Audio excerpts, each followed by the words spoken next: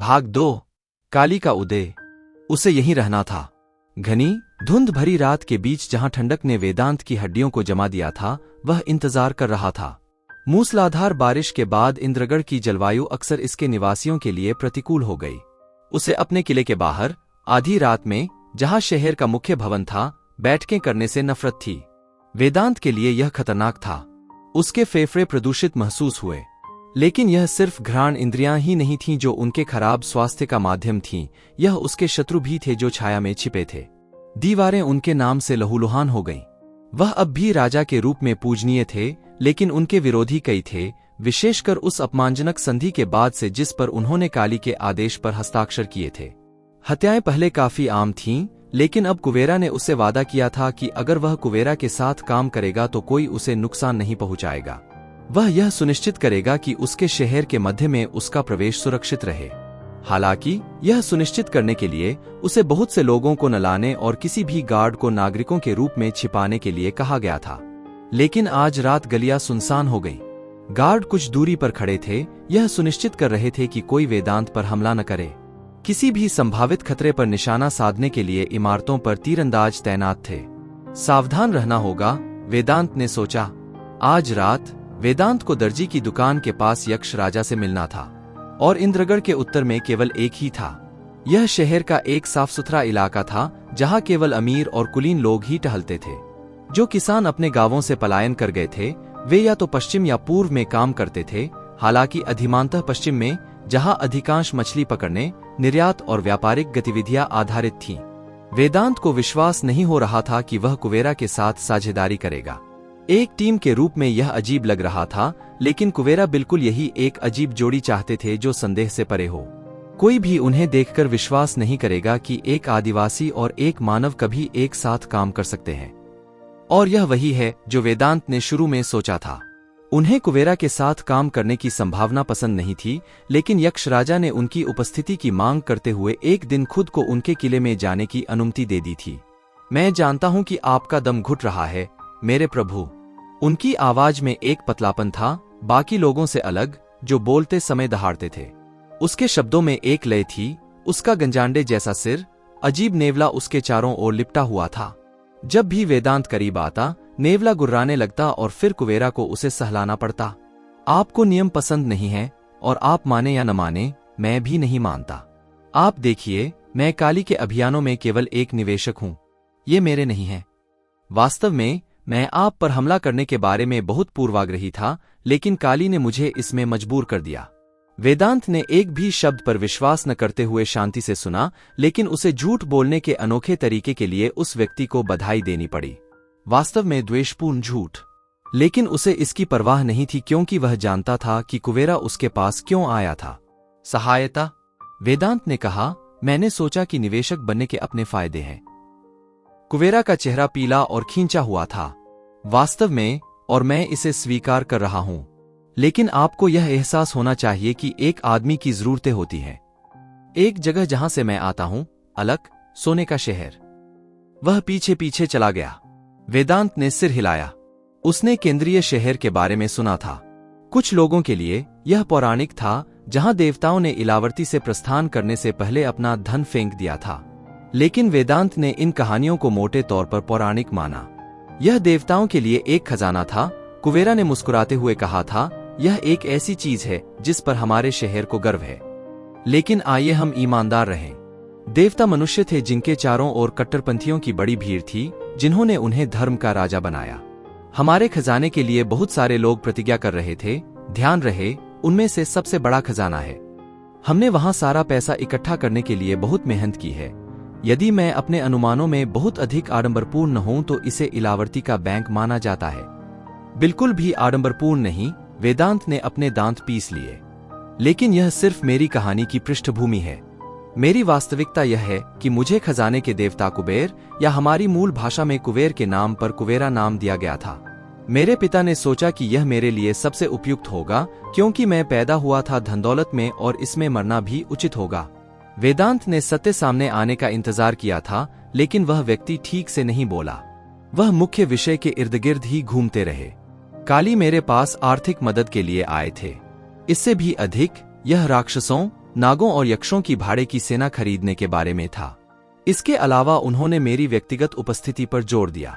उनके पास एक प्रस्ताव था और मैंने सोचा कि यह सबसे अच्छा होगा योजना में उसकी मदद करने के लिए और यहां आकर तुम्हें अपनी योजना बताने के लिए। और वह क्या होगा? वेदांत बेचैन हो रहा था। मैं जवाब मांगता हूं और उत्तर दिया जाएगा, कुबेरा ने धूर्ततापूर्वक कहा। मैं किसी व्यक्ति की विश्व प्रभुत्व की खोज में निवेशक बनना पसंद नहीं करता। वास्तव में मैं इसमें विश्वास भी नहीं करता। महायुद्ध के बाद बिखरे हुए राज्यों को एक साथ लाना एक कठिन काम था जिसे कली ने शुरू किया था, लेकिन अब किसी और के नेतृत्व में नेतृत्व करने का समय आ गया है। अब वेदांत को इसका उत्तर पता था और मुझे भविष्यवाणी करने दो कि कोई तुम होगे। अरे नहीं महाराज, कुबेरा सौम्यता से मुस्कुराए थे। यह आप है? मुझे? हाँ, वे मुस्करा उठे। लेकिन निश्चित रूप से इसकी कीमत चुकानी पड़ेगी। यहां यह आया।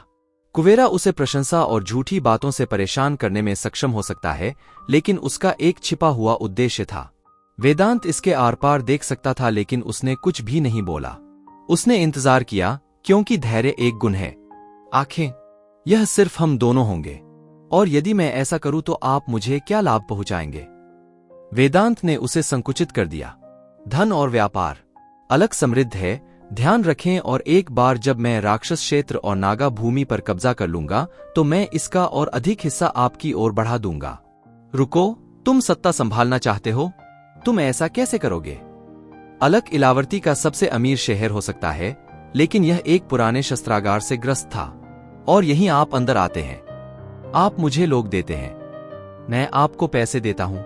आप क्षेत्रों पर कब्जा करने की योजना कैसे बनाते हैं? कुबेरा ने कमरे की छानबीन की जब तक कि उन्हें वेदांत के अध्ययन कक्ष में एक गमले में लगा पौधा नहीं मिला। वह पौधों का शौकीन था और अलक में उसकी कई किस्में मौजूद थीं। कुबेरा ने फूल उखाड़ लिया। तुम्हारी हिम्मत कैसे हुई? वेदांत दहाड़ उठा। बस ऐसे ही, वह मुस्कुराया। उन्हें उनकी जड़ों से काट दो। क्षेत्र नेताओं के हैं, और यदि कोई नेता नहीं है तो शासन करने के लिए कोई क्षेत्र नहीं है। वेदांत ने एक पल के लिए सोचा। विचार बिल्कुल भी बुरा नहीं था। काली के बारे में क्या? उन्होंने मुस्कुराते हुए कहा, वह सिर्फ एक मिट्टी का पुतला है जिसे हमारी जरूरतों के अनुसार आकार देने की जरूरत है, और अगर वह समस्याएं पैदा करना शुरू कर देगा तो हम उसे जमीन पर कुचल देंगे। वेदांत को योजना समझ आ गई थी। वह पैसे के बदले में सेना दे देगा। वे अन्य सभी जनजातीय देवताओं को मार डालेंगे, यहां तक कि काली को भी, यदि इसकी बात सामने आती। आपको इतने सारे क्षेत्र मिलते हैं, मेरे बारे में क्या? मैंने सोचा था कि आप जनजातीय मामलों में शामिल नहीं होना चाहते थे। यह किस प्रकार की प्रतिष्ठा होगी? आखिरकार मैंने जो योजना बनाई है वह आपको उन सभी राज्यों को वापस पाने के लिए प्रेरित करेगी जिन पर काली का नियंत्रण है। इंद्रगढ़ फिर से आपका होगा और कठपुतली नहीं, आपके द्वारा शासित। वह सब कुछ वापस पाने की उसकी छवि ही आकर्षक थी। वेदांत उठ खड़ा हुआ था। नहीं, इसकी क्या गारंटी है कि तुम मेरी पीठ में छुरा नहीं मारोगे अगर हम इस अपमानजनक योजना में सफल भी हो गए? क्या मैं भरोसेमंद नहीं हूं? वह मुस्कुराया था। वेदांत की चिंतन प्रक्रिया वर्तमान में आ गई। वह निश्चित रूप से भरोसेमंद नहीं था, लेकिन वह उपयोगी था। एक बार जब वह वापस पटरी पर आ जाता तो वह कुबेरा को भी मार डालता। यह उसके लिए कोई बड़ी समस्या नहीं थी। हालांकि दूसरी ओर आदिवासियों के साथ काम करना, उनकी अपनी नैतिकता और निर्णयों के विरुद्ध जाना भयानक था, लेकिन अन्य कटु शत्रुओं को खत्म करने के लिए उन्हें एक शत्रु में से एक मित्र बनाना पड़ा। इस प्रकार वे पहले वासुकी के लिए जा रहे थे। वेदांत ने वासुकी के दाहिने हाथ को फंसाने के लिए आम लोगों पर अपने प्रभाव का इस्तेमाल किया था। इतने में उसके सामने परछाइयां आ गईं। वे यक्ष थे, आकार में छोटे लेकिन काफी कुशल। उनके बेल्ट से लंबे धनुष और खंजर लटकते थे। कुछ ही देर में कुबेर ने प्रवेश किया। वेदांत को एहसास हुआ कि वह अपने नेवले को खाना खिला रहा था। आंखें, आज कुछ आदमियों का ख्याल रखा। उसने नेवले की ओर आंख घुमाई। किस लिए? कुबेरा ने अपने परिवेश का निरीक्षण किया। मुझे फिर से याद दिलाना कि अब से तुम्हें यहां कभी न बुलाओ। आप किसकी देखभाल कर रहे थे? वेदांत ने पूछा। ओह, बस कुछ साथी नागा। नागा? क्या होगा अगर वासुकी? चिंता मत करो, उसने अपना सिर हिलाया। वे मेरी समस्या नहीं है। मैंने उनसे छुटकारा पा लिया और वासुकी को पता भी नहीं चलेगा कि उसने अपने 2 लोगों को खो दिया है। क्यों किया था? मैंने आपको केवल इसीलिए यहां बुलाया है, महाराज। हम खतरे में हैं, क्योंकि काली का एक और दुश्मन है। दुश्मन? वेदांत ने विचार किया। अरे हाँ, उसने अपना किला छोड़ दिया था और किसी और ने नहीं बल्कि एक नागा ने उस पर हत्या का प्रयास किया था। इसलिए मुझे यह पता लगाने के लिए उनके जैसे लोगों को यातना देनी पड़ी कि हमले के पीछे कौन हो सकता है। क्या यह वासुकी नहीं हो सकता? वासुकी के लिए अपने आदमी को भेजना बहुत बेवकूफी थी। वह किसी अन्य जनजाति से भाड़े के आधार पर किसी को काम पर रखेगा। ओह, यह व्यक्ति चतुर है, चाहे वह कोई भी हो। वह चाहता था कि दोष नागा जनजाति पर हो। आप सोचते हैं, हो सकता है कि यह उनके अपने समर्थक ही हों जो उनके खिलाफ जाने की कोशिश कर रहे हों? वेदांत ने सिर हिलाया। काली अब कहाँ है? उन्होंने कहा, संभवत उनकी मृत्युशैया पर है। लेकिन डरो मत, उसकी बहन तुम्हारे किसी गांव से कुछ दवा लेकर आई है। वेदांत के पैर शांत हो गए। कौन सा गांव? शंबाला? वेदांत ने सिर हिलाया। उसकी मेरी पीठ पीछे जाने की हिम्मत कैसे हुई? कुबेरा ने वेदांत का कंधा थपथपाया। शांत हो जाओ मेरे प्रभु। आखिरी चीज जो आप चाहते हैं वह है काली को क्रोधित करना। वह जल्द ही ठीक हो जाएगा और नियंत्रण अपने हाथ में ले लेगा। आखिरकार गांवों की सत्ता उनकी बहन को दी गई थी और आपने उस पर हस्ताक्षर किए थे, याद है? आप गरीब हैं, लेकिन इस मामले में हम इसे लाभ के रूप में उपयोग कर सकते हैं। लाभ? वह रुका। आप ऐसा करने की योजना कैसे बनाते हैं? कुबेरा के होठों पर वही सरल मुस्कान नाच रही थी। चिंता मत करो महाराज, वह मुझ पर छोड़ दो। वह सिर्फ यह जानती थी कि दर्शकों को कैसे आकर्षित किया जाए। हलचल भरी सड़क के बीच में खड़ी पद्मा के पास एक ड्रम और लाठियां थीं और वह सभी का ध्यान अपनी ओर आकर्षित करने के लिए उसे बार बार बजा रही थी। आकाश, उसका दोस्त और साथी, सबको सुनने के लिए चिल्लाने लगा। सुनो, सुनो लोगों, मेरे प्यारे लोगों, यह हिसाब किताब का समय है। हमें अपने राजा की बुराइयों द्वारा आदिवासियों को स्वीकार करने और इस घातक योजना के साथ चलने के लिए बहकाया गया है कि सब कुछ ठीक हो जाएगा। लेकिन नहीं, कुछ भी ठीक नहीं होगा। उसकी आवाज कर्कश थी, इसलिए पद्मा ने उसे ये बातें कहने दी थीं। आपके पास एक मजबूत आवाज होनी चाहिए, लेकिन पद्मा के पास वह कमी थी या ऐसा उसने सोचा था। वे हमारी नौकरियां, अवसर चुरा लेते हैं। वे एक बाजार बनाते हैं और हमें, मानवों को, मानचित्र से हटा देते हैं। भीड़ आकर्षित होने लगी और पद्मा खुश थी। उस महीने में यह दूसरी बार था, लेकिन लोग उन्हें सुनने के लिए हमेशा इकट्ठा होते थे।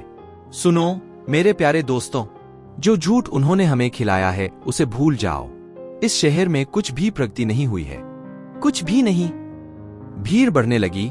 आकाश ने जो कहा उन सभी ने सिर हिलाया। आखिरकार वह सुंदर और करिश्माई था। उसके पास शब्दों का एक तरीका था और उसने उसे अपने दूसरे भाई की याद दिलाई। उसने अपने भाई बहन के बारे में सोचकर अपनी आंखें बंद कर लीं और खुद को प्यार और नुकसान के घुमावदार विचारों से दूर करने की कोशिश की। उसे इवेंट पर ध्यान केंद्रित करना था। वह इस प्रचार पर विचार नहीं करेंगी। यह सिर्फ साम्राज्य को कोसना था और लोगों को सोचने पर मजबूर करना था, क्योंकि यह महत्वपूर्ण था। एक विचार को लोगों तक पहुंचाया जाना चाहिए ताकि जब वह क्रियान्वित हो तो एक क्रांति पैदा हो जाए। आओ सब, आओ, हमारे राजा के बारे में और सच्चाई सुनो। जाहिर है वह एक के लिए काम करता है। उसकी आवाज फुसफुसाहट में बदल गई। एक बेवकूफ। वह वापस गया और एक चित्र ले लिया। यह हस्तनिर्मित था और खराब ढंग से खींचा गया था, लेकिन यह स्पष्ट था। यह काली थी जिसके लंबे बाल और कटी हुई आंखें थीं, लेकिन उसकी नाक बहुत लंबी थी। वे लंबी नाक वाले पुरुषों के बारे में क्या कहते हैं? उसने शरारत से अपनी भौहें ऊपर उठाईं। हर कोई मुस्कुराया और हंसा। किसी को विश्वास नहीं होता, लेकिन वे बीच सड़क पर यह सब कह रहे थे। उनके सड़क प्रचार के नेता रत्री ने उन्हें एक उपयुक्त स्थान और समय चुनने के लिए कहा था। सुबह सुबह नागाओं की गश्त कम थी। पिछली बार भी उन्होंने ऐसा ही स्टंट करने की कोशिश की थी। उन्होंने शहर भर में हाथ से बनाए गए पोस्टर लगाए थे जिसमें अलग अलग भाषाओं में उपहास किया गया था और कहा गया था, आप एक असफल राजा हैं।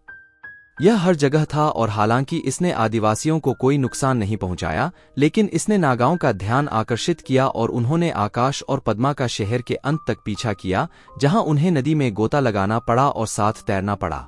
तट के दूसरी ओर, जहां वे पश्चिमी भाग तक पहुंचे, रत्री ने कहा था कि आदिवासियों का समर्थक होना ठीक है, लेकिन बराबरी के स्तर पर। यदि इससे मानव जीवन में व्यवधान आएगा तो ऐसा सशक्तिकरण और समानता दिखावा है। एक उल्लू हवा में तब तक फड़फड़ाता रहा जब तक कि उसने अपना छोटा शरीर पद्मा के कंधे पर उसके चमकीले चांदी के बालों के करीब नहीं रख दिया। हर कोई आश्चर्यचकित था कि इस उम्र में किसी को चांदी के बाल कैसे मिल सकते हैं, लेकिन यह आनुवांशिकी नहीं था। उसने अपना सिर ढकने के लिए रसायनों का इस्तेमाल किया था और उसके पास इसके कारण थे। वह अपने जीवन में एक बड़ी त्रासदी का हिस्सा रही थी और अगर राजा ने उसके चेहरे को पहचान लिया तो इसका मतलब फांसी होगी। यह वह नहीं था जो उसने किया था, बल्कि यह था कि उसके भाइयों ने राजा के साथ क्या किया था। जनजातीय समावेशन से पहले भी वे उनके सबसे बड़े समर्थक नहीं थे। उन्होंने तानाशाही के स्थान पर लोकतंत्र की तलाश की थी और पूरी निष्पक्षता से कहें तो यह बहुत अच्छा नहीं हुआ था। हालात उसके भाग्य के विपरीत होने लगे और पद्मा को गंभीर परिणाम भुगतने पड़े। उसने अपने उल्लू के कानों के कोनों को चूमा, जिसने उसकी ओर देखते हुए पलकें झपकाईं और उसकी आंखें प्यार से सिकुड़ गईं। तभी पद्मा ने देखा कि उसके छोटे पैरों के चारों ओर एक स्क्रॉल बंधा हुआ था। एक हाथ से ढोल बजाते हुए उसने पुस्तक उठाई। उसने इसे खोला, एक हाथ से ऐसा करने की कोशिश की, लेकिन उसने इसे संभाल लिया और महसूस किया कि क्या हुआ था। वे आपकी ओर आ रहे हैं। वह नहीं है। शिवरात्रि। उसकी आंखें छलछला आईं। उसने पिटाई बंद कर दी। आकाश ने उसकी ओर देखा, उसे आगे बढ़ने के लिए कहा, लेकिन पद्मा ने अपना सिर हिला दिया। हमें जाना होगा। उन्होंने इंतजार कर रही जनता को एक मनमोहक मुस्कान दी और उनके पास पहुंचकर फुसफुसाए, चिंतित होना बंद करो, ठीक है, यह ठीक हो जाएगा। हम पकड़े जा सकते हैं, पद्मा ने कहा। रत्री एक संदेश महसूस करती है। उसने उसे काट दिया। रत्री तब से पागल हो गई है जब से उसे एक बेवकूफी भरी लाइब्रेरी में स्थानांतरित किया गया है। चिंता करना बंद करो और ढोल पीटो। और तभी उसने यह सुना। सरपट दौड़ते घोड़े दिखाई दिए और राज्य के दुश्मनों के सामने देखे जाने के डर से भीड़ तुरंत तितर-बितर होने लगी। नहीं, उसके सामने घोड़ों पर 4 नागा थे और बीच में एक महिला थी जिसके गोमेद काले बाल थे, इतने लंबे थे कि उन्हें चोटी बनानी पड़ती थी। अब यह क्या हो रहा है? शायद देशद्रोह, प्रिय? महिला से पूछा। माना जा रहा था कि यह किसी तरह की धमकी होगी, लेकिन यह एक मोहक टिप्पणी के रूप में सामने आई। शायद यह महिला नागाओं के लिए काम कर रही थी, लेकिन जिस तरह से उसने खुद को तैनात किया उससे साफ पता चलता है कि वह एक सामान्य कमांडर की तुलना में अधिक आधिकारिक थी। उसकी ठुड्डी ऊपर, कोनिये नाक और भौहें ऊपर उठी हुई थी। उसके चारों ओर एक हवा थी। उन्हें मत मारो, मुझे छद्म क्रांतिकारियों से प्यार है। उसने खुशी से तालियां बजाईं। क्या? और तभी पहला नागा ब्लेड लेकर आकाश की ओर बढ़ता हुआ दिखाई दिया, जो छटपटा कर पीछे गिर गया। पद्मा को कुछ तो करना ही था। उसने एक और नागा को भी आते देखा, जबकि उनके आसपास की बाकी भीड़ पिघल गई। जैसे ही वे करीब आए, पद्मा और आकाश ईंटों की इमारत से टकरा गए। उसने ड्रम को एक तरफ फेंक दिया और पद्मा ने सीटी बजाई। तुरंत उसके कंधे पर मौजूद उल्लू ने एक नागा के चेहरे पर जोरदार प्रहार कर दिया। यह वापस गिर गया। नागा एक लंबे व्यक्ति थे, राक्षसों की तरह बहुत अधिक मांसल नहीं थे, लेकिन उनके शरीर पर सांप के आकार के टैटू थे और उनके द्वारा दिखाई गई सारी कठोरता के कारण उनमें से एक को एक पक्षी ने गिरा दिया। जैसे ही अन्य नागा पक्षी के हमले से हैरान हो गए, पद्मा ने दीवार का फायदा उठाया और उस पर छलांग लगा दी। इस प्रक्रिया में उसने 2 लंबे खंजर निकाल लिए। जो भयभीत आकाश के पास पहुंचा था, उसने अपना खंजर फेंक दिया। आकाश चिल्लाया। पद्मा ने आंखें घुमा ली। वह मदद भी नहीं कर रहा था और इतना शोर मचा रहा था। यह कई मोर्चों पर परेशान करने वाला था। अन्य नागा उसकी ओर आए, जाहिर तौर पर क्योंकि वह अधिक संघर्षशील और खतरनाक थी। तथ्य यह है कि उसने अदालत के अधिकारियों की हत्या कर दी थी। इसका मतलब था कि उसे फांसी का फंदा या कुल्हाड़ी मिल रही थी और सभी लोगों में से वह जानती थी कि इसे देखना कितना भयावह था। क्रूर अनुष्ठान का शिकार होना तो दूर की बात है, वह नागाओं को नहीं मार सकती थी, वह जानती थी। उसने अपने खंजर का उपयोग नहीं किया, लेकिन उसने अपनी जेब से तांबे के सिक्के निकाले। वे सामान्य से अधिक लाल और गोल थे। उन पर इंद्रगढ़ के आदर्श वाक्य की अजीब नक्काशी खुदी हुई थी। उसने उन्हें नागाओं के पैरों की ओर उछाल दिया, जिससे जब वे कोनों पर अनाड़ी ढंग से आगे बढ़े तो वे लड़खड़ा गए। पद्मा हंसी। वे खड़े हुए और जब तक वे उठे, पद्मा ने उनमें से एक को घुटने के बल बैठा दिया। वह वापस गिर गया, जबकि दूसरा खड़ा होने में कामयाब रहा और ब्लेड लेकर उसकी ओर बढ़ने लगा। वह इससे बच गई। उसका शरीर जमीन पर लुढ़क गया और पीछे की ओर गिर गया। उसने भ्रमित नागा के कंधे पर थपथपाया, जिसने खुद के पीछे देखा और उसके प्रयासों के लिए उसे मुक्का मारा गया। दूसरे आदमी के पास कोई हथियार नहीं था, लेकिन वह बाकियों से बड़ा था।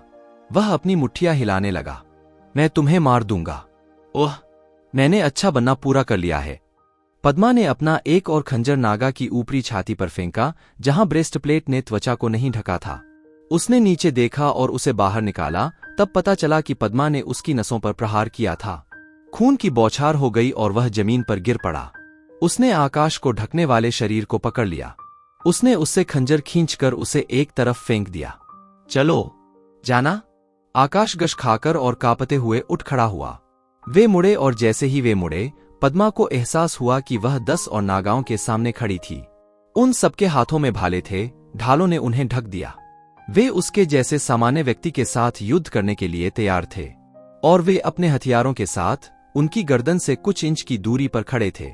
वे इतनी जल्दी कैसे आ गए? हे भगवान, हम मर गए। मैंने तुमसे कहा था कि हमें जाना चाहिए था, आकाश ने रोते हुए कहा। प्लीज, कृपया हमें चोट न पहुंचाए। कृपया? मैं जान से हाथ नहीं धोना चाहता हूं। आप मजाक कर रहे होंगे। पद्मा ने अपनी आंखें घुमाईं, लेकिन अपने कंधे सीधे कर लिए और आकाश के सामने आ गई। वह डरी नहीं, क्योंकि उसने मौत से भी बदतर कुछ देखा और महसूस किया था, और वह शिकायत थी। तुमने सच में सोचा था कि तुम बच जाओगे, प्रिय? महिला ने काले घोड़े के साथ घूमते हुए पूछा। उसके पीछे कई और पुरुष खड़े थे। आपको उन लोगों को कम नहीं आंकना चाहिए जिनका आप विरोध करते हैं। पद्मा एक शब्द भी नहीं बोली। लड़के को ले जाओ, उसने आदेश दिया। तुम्हें पता है कि उसे कहां भेजना है? पद्मा को जमीन पर धकेलने और आकाश को नागाओं द्वारा ले जाने से पहले आकाश ने विनती की, माफ करें, माफ करें। एक और चला गया। सच कहूं तो उसे बुरा नहीं लगा। निश्चित रूप से वह मददगार था, लेकिन वह वास्तव में उसके मिशन को पटरी से उतार रहा था। काले घोड़े पर सवार महिला अपने पैरों पर खड़ी हुई और जैसे ही उसके पैर फर्श पर पड़े, एक खड़खड़ाहट की आवाज आई। पद्मा ने देखा कि उसके टखने में एक छोटी सी पायल लिपटी हुई है। पद्मा ने देखा कि कैसे महिला का एक हाथ कमजोर था जबकि दूसरा काम कर रहा था। घायलों को ले जाओ और उन्हें अस्पताल में भेज दो। अगर वे कल तक ठीक नहीं होते हैं तो उन्हें बताएं कि उन्हें निर्वासित कर दिया गया है। महिला ने कहा, इससे पहले कि उसकी नजर पद्मा पर पड़ी। उसके पास हल्के नीले रंग की पुतली थी जो आसमान के रंग को प्रतिबिंबित करती हुई प्रतीत होती थी। मेरा नाम राजकुमारी मनसा है, जो भगवान वासुकी की बहन है। नागा शाही ने पद्मा का ध्यानपूर्वक अध्ययन किया। मुझे आशा है कि आप अपने मित्र के लिए बुरा महसूस नहीं करेंगे। वह वास्तव में आपके उद्देश्य में मदद नहीं कर रहा था, और जो लोग आपके उद्देश्य में मदद नहीं करते हैं उन्हें बस अस्तित्व से वंचित कर दिया जाना चाहिए। मनसा पणों के ऊपर से चली गई, जिसे पद्मा ने जमीन पर फेंक दिया था। ये वे सिक्के हैं जिनका उपयोग महायुद्ध के दौरान किया गया था। आपने उन्हें कैसे ढूंढा? उसे कैसे पता चला कि महायुद्ध के दौरान कौन से सिक्के इस्तेमाल किए गए थे? मैं एक कलेक्टर हूं, पद्मा ने कहा। सिक्के एकत्र करना उसका शौक था। यह कुछ ऐसा था जिसे वह तब से करना पसंद करती थी जब वह 7 साल की थी। मनसा ने उसे कोना वापस दे दिया। नागा राजकुमारी की उदारता से आश्चर्यचकित होकर पद्मा ने इसे ले लिया। उसने उसे अपनी लटकती हुई थैली में भर लिया। मुझे आपके बाल पसंद है। उसने उनके साथ खेला, अपने पतले लंबे नाखूनों को रंगा, अपने बालों को गहरे रूबी लाल रंग से रंगा। क्या यह प्राकृतिक है? पद्मा ने सिर हिला दिया। नागा रक्षकों से घिरे नीरस बाजार के बीच में उस पल उसे ऐसा महसूस हुआ जैसे उसकी मां थी। तुम खास हो, मेरे प्रिय। मनसा ने चांदी के बालों के साथ खेलना जारी रखा, उसे अपनी मुट्ठी में घुमाया जैसे कि वह उसे महसूस कर रही हो, और पद्मा को हल्का, नरम झटका महसूस हुआ, काफी खास। इतनी छोटी लड़की जो सक्षम है प्रशिक्षित लोगों को रोकना। अब यह एक ऐसा दृश्य है जिसके लिए मैं मर रहा हूं। मानवों के विपरीत नागा लोग सर्वोत्तम शिक्षा और युद्ध तकनीक देने में गर्व महसूस करते हैं। जासूसी एक महत्वपूर्ण कला है जिसमें वे प्रदर्शन करते हैं। महिलाएं अपने पुरुष समकक्षों की तुलना में अधिक महत्वपूर्ण हैं। पुरुषों को दर्शनशास्त्र के बारे में सिखाया जाता है, लेकिन वे अपने निपटान में सुरा और वाइन तक ही सीमित रहते हैं, जबकि महिलाएं ज्ञान और शांति की अग्रदूत हैं। आप मुझे एक नागा की याद दिलाते हैं। आप वह क्यों करते हैं जो आप कर रहे थे? पद्मा चुप रही। राज्य के खिलाफ कुछ भी बोला गया देशद्रोह होगा। क्या आप शासक से नफरत करते हैं? पद्मा ने उसकी ओर देखा। वास्तव में यह वह जगह है जहां हम दोनों एकजुट होते हैं, क्योंकि मैं भी उससे नफरत करती हूं। वह धीरे से मुस्कुराई। मेरे प्रिय, अगर हम दोनों एक साथ काम करते हैं तो कुछ अद्भुत हासिल कर सकते हैं। यदि आप मेरा प्रस्ताव स्वीकार करने का निर्णय लेते हैं तो छोड़ दें, कभी कभी मेरे कार्यालय में आओ, उसने कहा। तो फिर वह शहर में घूम घूम कर प्रचार करने वालों को क्यों रोक रही थी? क्या वह राज्य के शासकों से नफरत करने वाले लोगों की एक सेना बनाने की कोशिश कर रही थी? लेकिन क्यों? उसके पास राजा के विरुद्ध क्या था? मेरे लिए यह सब एक अत्यंत थकाऊ मामला प्रतीत होता है, जिसके अंत में स्वाद लेने के लिए बहुत कम फल मिलता है। उसने उसकी बाहें पकड़ लीं और उसके साथ चलने लगी। नागा उसके पीछे पीछे चल रहे थे। और मुझे फल बहुत पसंद है। इतने लंबे समय तक इंतजार करने के बाद आप एक अच्छे अंत के हकदार हैं। क्या मैं सही नहीं हूं? पद्मा ने कहा। वह नहीं जानती थी कि नागा इसे लेकर कहां जा रहा था, लेकिन वह जहां भी था वह जानती थी कि वह इसका हिस्सा बनने जा रही थी। इसके अलावा उसने आज तक कभी महसूस नहीं किया था कि शक्ति वास्तव में कैसी दिखती है। आप गलत अंत में बहुत मेहनत करते हैं। असली फल आपको मिलेगा यदि आप वही करेंगे जो मैं कहता हूं, और हम दोनों उस आदमी से छुटकारा पा सकते हैं जिससे आप नफरत करते हैं। क्या मेरे जैसे और भी लोग हैं? राजकुमारी मनसा ने कहा। तुम्हारे अलावा हर कोई मुझे प्रभावित करने में विफल रहा। प्रिय, तुम्हारे उपकारों के बदले तुम्हें वह सब कुछ दिया जाएगा जो तुम चाहते हो। पद्मा को एहसास हुआ कि वे एक इमारत तक पहुंच गए हैं जो कोई और नहीं बल्कि नागा किले का प्रवेश द्वार था। आदिवासियों को शामिल करने के बाद उनके अनुकूल किलों का निर्माण किया गया और मानवों को उनके निर्माण के लिए काम करना पड़ा। कई लोगों को यह विचार नापसंद था, लेकिन पूरे किले का स्वरूप सुंदर था। वह नहीं जानती थी कि क्या महसूस करना है या क्या नहीं, लेकिन वह जानती थी कि मनसा के साथ जुड़ना लंबे समय में अच्छा हो सकता है। वह या तो मारी जा सकती थी या सम्मानित और पुरस्कृत हो सकती थी, लेकिन शुरुआत में उसे कोई आपत्ति नहीं थी अगर इससे उसे वेदांत के खिलाफ प्रतिशोध की भावना हासिल करने में मदद मिलती। जैसे जैसे वे किले के गलियारों में चलते गए, वे उस रास्ते पर बंद हो रहे थे जो एक छोटे दरवाजे की ओर जाता था। गार्ड चले गए और पद्मा की दिल की धड़कन बढ़ गई। वह शत्रु भूमि में थी और यह उन स्थानों में से एक था जिसके विरुद्ध वह लड़ रही थी, और फिर भी वह यहाँ उसके बीच में थी। आकाश को जेल की कोठरी में घसीटे जाने का विचार उसके मन में आया, लेकिन रत्री को पैरोल मिल जाएगी और वह मुक्त हो जाएगा। ये विचार अब उसके मन में नहीं आने चाहिए। वह उस शानदार कमरे में बैठी थी जिसकी रैकों पर रखी सभी किताबों ने उसकी महिमा छीन ली थी। उसे किताबों से नफरत थी। उसने उनमें से कुछ को पढ़ने की कोशिश की थी, लेकिन कोई भी उसकी विविध रुचियों के अनुकूल नहीं था। आप मुझसे क्या करवाना चाहते हैं? ओह हाँ, मैं तुम्हें बताऊंगी, लेकिन पहले। उसने दराज से एक और थैली निकाली और मेज पर फेंक दी। पद्मा ने इसे खोलने से पहले भ्रमित होकर देखा। इसमें सोने और चांदी के पन, कारशापन, सुराष्ट्र और कौड़ियां थीं। मुस्कुराते हुए उसने उन्हें खुले में पकड़ लिया। वे अब वैध मुद्रा रूप नहीं थे और केवल संग्रहणीय खजाने के रूप में उपयोगी थे। मनसा ने कहा, मैं भी एक तरह से कलेक्टर हूं। मुझे खुशी है कि हमारी रुचियां समान हैं, डार्लिंग। पद्मा ने ऊपर देखा। तुम्हारे पास यह सब हो सकता है। पद्मा ने थैली छोड़ दी। यह खून का पैसा था। यह एक कीमत के साथ आया था। मुद्दा यह था कि क्या वह इसकी कीमत चुकाने को तैयार थी? चिंता न करें, मुझे आपके लिए क्या करना होगा? पद्मा ने फिर पूछा, इस बार सख्ती से। ओह, मजा आएगा। मनसा की आंखों में चमक थी। आपको निश्चित रूप से हथियारों के साथ खेलने को मिलेगा। मैं नहीं कर सकता, मैं यह नहीं कर सकता। यह सब अस्वीकार करना कठिन था। मैं इसके लिए काम नहीं कर सकता। मैं एक निर्दोष महिला हूं, मेरे प्रिय। आपको यह महसूस करना चाहिए कि हम जितना आप जानते हैं उससे कहीं अधिक शांति और अहिंसा के प्रति समर्पित हैं। उसने मेज के ऊपर अपना हाथ माथे पर रखा। पीछे से एक आवाज आई। पद्मा ने मुड़कर देखा तो एक सुंदर काले बालों वाला आदमी खड़ा था, जिसकी नीली आंखें थीं और एक मुस्कुराहट उसके चेहरे पर आलस्य से खेल रही थी। उसके शरीर के चारों ओर गहरे नीले रंग के लंबे वस्त्र लिपटे हुए थे। वह उसी व्यंग्यपूर्ण शाही रवैये के साथ मनसा के करीब चक्कर लगाते हुए आगे आया। वह सही है, वह चिल्लाया। गुणों से ही यह स्पष्ट हो गया कि वह व्यक्ति कौन था। वासुकी, नागों का राजकुमार या राजा?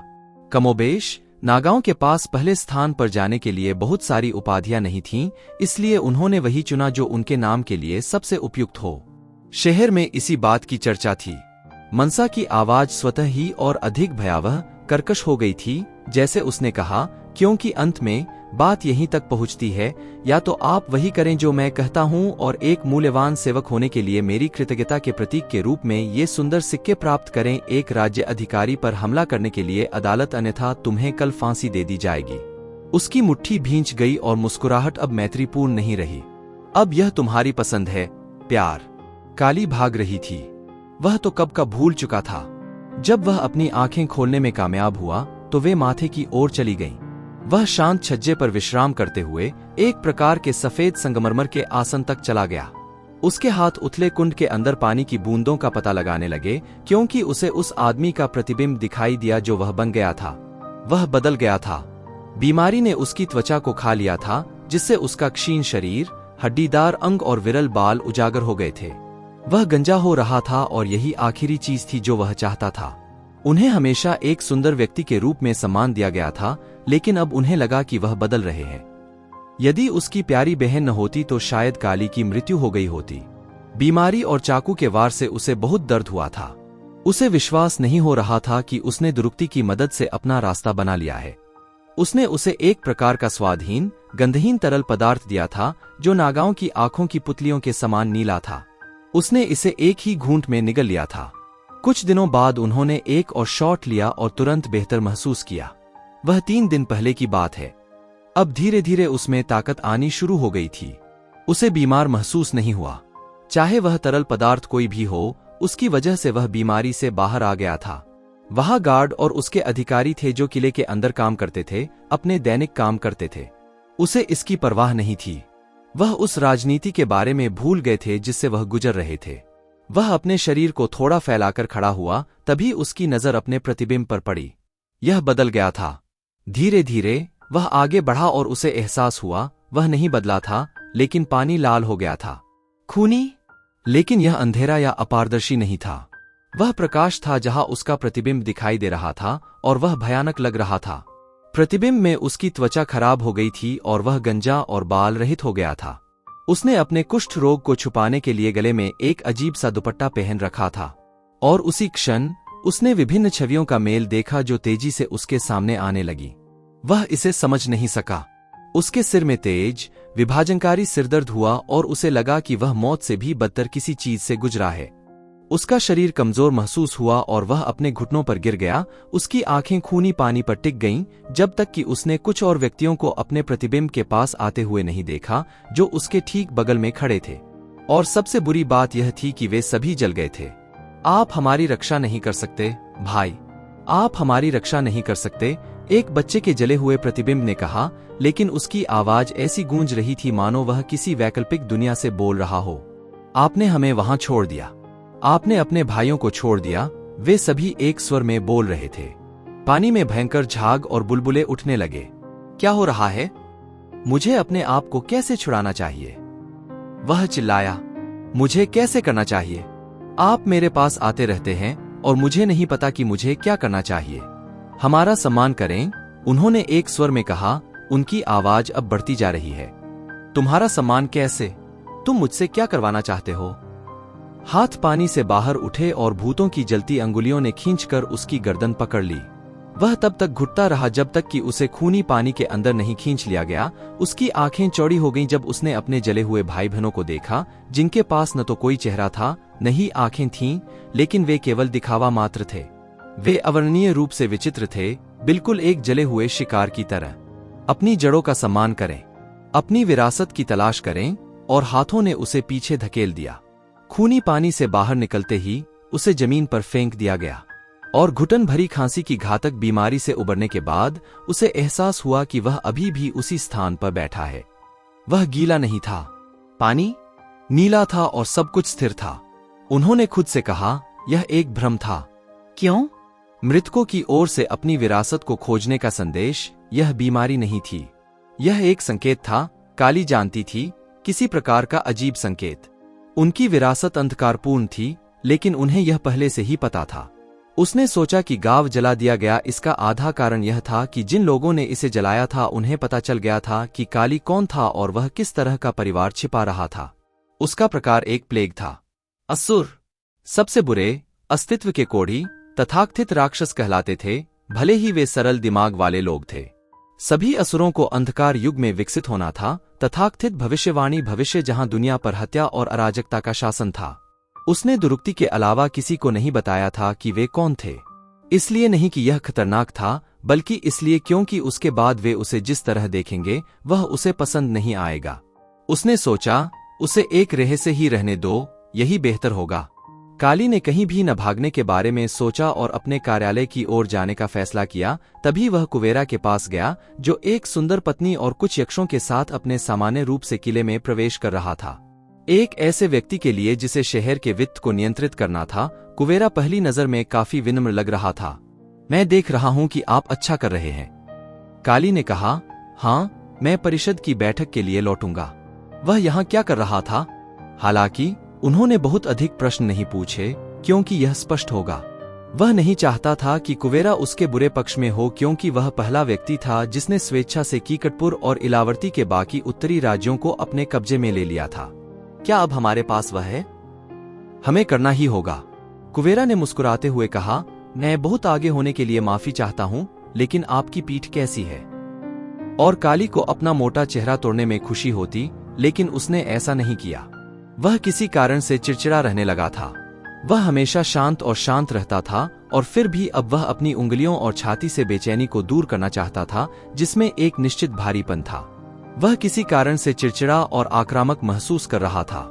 आप अपने लिए बहुत कुछ जानते हैं, भगवान कुबेरा, उन्होंने एक साथ सांत्वना और धमकी भरे स्वर में कहा। मैं केवल विनम्र और जिज्ञासु हूं, कुबेरा ने शुरू किया, लेकिन मैंने सुना है कि यह एक नागा था जिसने आपके खिलाफ एक चाल चलने की कोशिश की थी, लेकिन तब भगवान दयालु थे और उन्होंने आपको एक और जीवन का उपहार दिया था। जैसे ही वह अपने कार्यालय की ओर बढ़ने लगा, काली ने अपना सिर हिलाया। गार्डों के पास से गुजरते हुए गार्ड उसकी ओर झुके और बदले में काली ने सिर्फ सिर हिलाया। सभी लोगों में से आप जानते हैं कि मैं खूनी देवताओं में विश्वास नहीं करता। कोई देवी देवता नहीं है, केवल मनुष्य हैं। मैं जानता हूं, मैं आपके धार्मिक संदेह को समझता हूं। काली मंदिर के पुजारियों के सभी विरोधों से थक गए थे, जो चाहते थे कि मानव, पूर्वज और पहले जमे लोग शासक राज्यों में सबसे आगे हों। आदिवासी पिछड़े थे, उनके सामने सबसे कम विकसित थे। अब काली ने मंदिरों पर किसी भी प्रकार का कोई उपाय नहीं किया था, क्योंकि वे पूजा स्थल थे और यदि कोई हिंसक प्रतिक्रिया या क्रांति से बचना चाहता है तो उसे देवताओं को नहीं छूना चाहिए। वे कार्यालय पहुंचे ही थे कि कुबेरा ने आगे कहा, तुम्हें यह नहीं भूलना चाहिए कि तुम पर हमले का मतलब मुझ पर हमला है। मुझे पता लगाने दो कि नागाओं ने विद्रोह क्यों किया। काली अपने आसन पर बैठकर विचार करने लगे। या आपको नहीं लगता कि उसने विद्रोह किया है? कुबेरा आगे आया, सामने की सशस्त्र कुर्सी पर बैठा। अरे नहीं, तुम्हें नहीं लगता कि वह वासुकी था, क्या तुम?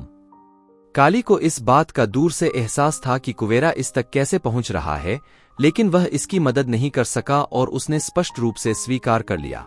कोको और विकोको ने जांच की और उन्होंने कहा कि नागा यहां से नहीं थे, कम से कम किसी सूचीबद्ध रेजिमेंट का हिस्सा नहीं थे। तो फिर यह वासुकी नहीं हो सकता। कुबेरा सीधे चेहरे के साथ पीछे झुक गया। मेरा मतलब है, मुझे यकीन है कि वह इस काम के लिए किसी बाहरी व्यक्ति को लाकर जोखिम नहीं उठाएगा, इसलिए आपको उसके बारे में संदेह नहीं होगा। यह उससे बिल्कुल अलग लगता है। काली ने दांत भींच लिए। मोटा आदमी इसे लेकर कहा जा रहा था। मुझे यकीन है कि यह वासुकी नहीं है। वह तुम्हें बहुत पसंद करता है। वह तुम पर सबसे अधिक विश्वास करता था। मुझे यकीन है कि यह मेरा पैसा भी था, लेकिन यह उसकी दृढ़ता थी। काली ने यक्ष राजा को काटने के लिए अपना हाथ उसके माथे पर रखा और उसे मेज पर पटक दिया। तक्षक के मरने के बाद उसने इसका दोष मुझ पर मर दिया और कहा कि वह उसकी देखभाल खुद करेगा, और जिस तरह से वह ऐसा करेगा मुझे यह पसंद नहीं आएगा। कुबेरा ने मासूमियत से अपनी भौहें ऊपर उठाईं।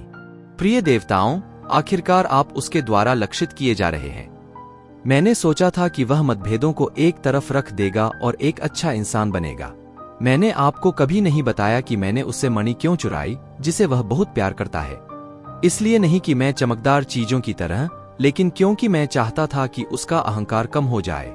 मणि ने उसे मुझसे भीख मांगने के लिए मजबूर किया, और मुझे यह पसंद आया कि यह उसे उस स्तर पर ले आया जहां सांपों को होना चाहिए।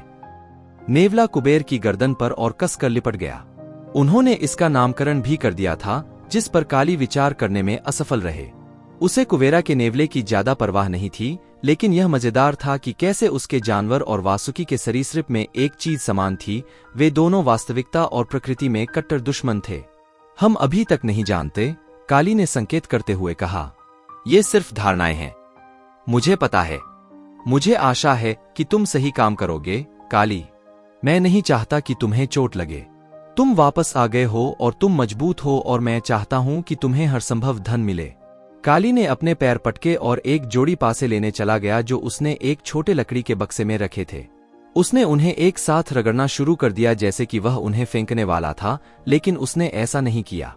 अपने अंदर बढ़ती बेचैनी की भावना को कम करने के लिए उसने उन्हें रगड़ना जारी रखा। क्या आपको लगता है कि अगर यह साबित हो जाए तो हमें वासुकी के खिलाफ कुछ योजना बनानी चाहिए? धीरे धीरे कुबेरा ने एक संक्षिप्त चुप्पी के बाद इस मुद्दे को उठाया जिसका काली आनंद ले रही थी। और इससे पहले कि काली नहीं कह पाती, दरवाजे पर दस्तक हुई और कोको अपने घने कवच के साथ अंदर दाखिल हुआ। कोको ने कहा, महाराज, हमारे पास एक सड़क अपराधी है जिसे भगवान वासुकी की बहन लेडी मनसा ने पकड़ लिया है। काली और कुबेरा ने एक संक्षिप्त नजर साझा की। ऐसी क्या संभावनाएं थीं कि जिस व्यक्ति के बारे में उन्होंने बात की थी उसका उल्लेख एक सेकंड बाद किसी अन्य व्यक्ति द्वारा किया गया था जिसे उनकी बातचीत के बारे में पता भी नहीं था? उसने क्या किया था? काली ने पूछा। अपराधी सैकड़ों की संख्या में थे और उन्हें अपराधी के भाग्य का फैसला करने के लिए एक उच्चस्तरीय अधिकारी से मिलने के लिए यहां लाया जाता था। कोको अंदर आया और एक मुड़ा हुआ कागज रख दिया। वह राज्य के बारे में देशद्रोही टिप्पणियों को बढ़ावा दे रहे थे और जनता को प्रभावित कर रहे थे। काली ने सहजता से कागज उठाया और उसे खोलते हुए पूछा, क्या वे प्रभावित थे? मैं वहां नहीं था, महाराज, लेकिन मेरी जानकारी के अनुसार मुझे यकीन है कि वे नहीं थे। काली ने कागज देखा। यह उसके चेहरे का रेखाचित्र था जिस पर गालियां लिखी हुई थीं। क्या मुझे उसे कठोर निर्वासन या 50 दिन के कारावास के लिए भेज देना चाहिए, मेरे स्वामी? आग के दीपक में कागज जलाते समय काली ने अपना सिर खुजलाया। उसने कुबेरा की ओर देखा जो उसके कृत्य से आश्चर्यचकित था। काली खुश थी कि कुबेरा के चेहरे पर घबराहट की एक झलक थी। कहाँ है वह? बाहर, मेरे स्वामी, कोको ने कहा। कुबेरा और कोको के साथ काली ने दरवाजा खोला और देखा कि विकोको 2 मानव रक्षकों के साथ अपराधी को पकड़े हुए खड़ा है। वह जवान था, एक लड़का, शायद 20 साल का। उसके पास एक सुंदर सौम्य चेहरा था। उनके जैसे व्यक्ति के लिए काली को आश्चर्य हुआ कि वह काली और उसके लोगों के खिलाफ प्रचार कर रहे थे। ये ऐसे लोग थे जो उसे नाराज करते थे, जिन्हें बिल्कुल भी अंदाजा नहीं था कि काली ने अपने जीवन में इस मुकाम तक पहुंचने के लिए कितनी मेहनत की है। काली उस लड़के को देखते हुए आगे आई जो नीचे देख रहा था। वह निश्चित रूप से शर्मिंदा था, शायद सच्चे दिल से माफी मांग रहा था, लेकिन काली के पास उसे उकसाने की अन्य योजनाएं थीं। काली ने एक शब्द भी नहीं बोला और उसने लड़के को भी कुछ नहीं बोलने दिया। उसने राक्षस के पास मौजूद भाले को पकड़कर लड़के की छाती में घोंप दिया। काली ने लड़के के शरीर के वजन को आसानी से समायोजित करने के लिए भाला उठा लिया। जैसे ही वह उसके साथ चलना शुरू कर दिया, उसे गलियारों से दूर ले गया जब तक कि वह धूप में नहीं निकल गया। अपनी कलाई को तेजी से मोड़कर उसने भाले का एक सिरा जमीन पर खोदा, जबकि दूसरा ऊपर था, जिससे सूरज लगभग अवरुद्ध हो गया था। लड़के का शरीर भाले के ऊपर से छटपटा रहा था। जैसे जैसे वह और गहरा होता गया, उसका मांस धीरे धीरे खंभे से नीचे फिसलता गया। किले के सभी सरदार और महिलाएं भयभीत होकर एक दूसरे से कानाफूसी करते हुए यह दृश्य देख रहे थे। वह कोको, विकोको और कुबेरा की ओर मुड़ा, जो उसके द्वारा किए गए कृत्य से स्तब्ध रह गए। वह स्वयं आश्चर्यचकित था, लेकिन उसे खुशी भी हुई। सुनो, उसने शांति से कोको से कहा, एक कलाकार को बुलाओ और इसका एक स्केच बनाओ और इसे पूरे शहर में फैलाओ। जो कोई भी राज्य के खिलाफ जाएगा उसे इस परिणाम का सामना करना पड़ेगा। मैं इस समुदाय की परेशान करने वाली दुर्दशा से थक गया हूं। काली ने जम्हाई ली। कुबेरा की ओर मुड़ते हुए, मुझे लगता है कि मुझे बिस्तर पर जाना चाहिए। कुबेरा कुछ देर तक उसे अविश्वास से देखता रहा। वह उसने धीरे से खांसते हुए कहा, हाँ, मुझे लगता है आपको ऐसा करना चाहिए। आप जरूर थके हुए होंगे। हाँ, काली ने मुस्कुराते हुए सिर हिलाया। वह कुबेरा से दूर चला गया और उसके पीछे सूली पर चढ़ाया हुआ शरीर था जो भीड़ खींच रहा था, लेकिन उसकी मुस्कान कम नहीं हुई। उन्होंने अब सभी जनजातीय प्रमुखों के लिए योजना बनाना शुरू कर दिया था। उसके पास वासुकी के लिए भी योजनाएं थीं, लेकिन इसमें समय लगेगा क्योंकि वह जानता था कि कुबेरा की यात्रा का एक मतलब है, वह अब परिषद में किसी पर भी भरोसा नहीं कर सकता। उसे खुद पर और उन लोगों पर निर्भर रहना पड़ता था जिन पर वह भरोसा कर सकता था। इन सभी विचारों के बीच उसके दिमाग में एक अजीब विचार आया। उसकी बेचैनी गायब हो गई थी और वह ठीक ठीक जानता था कि क्यों।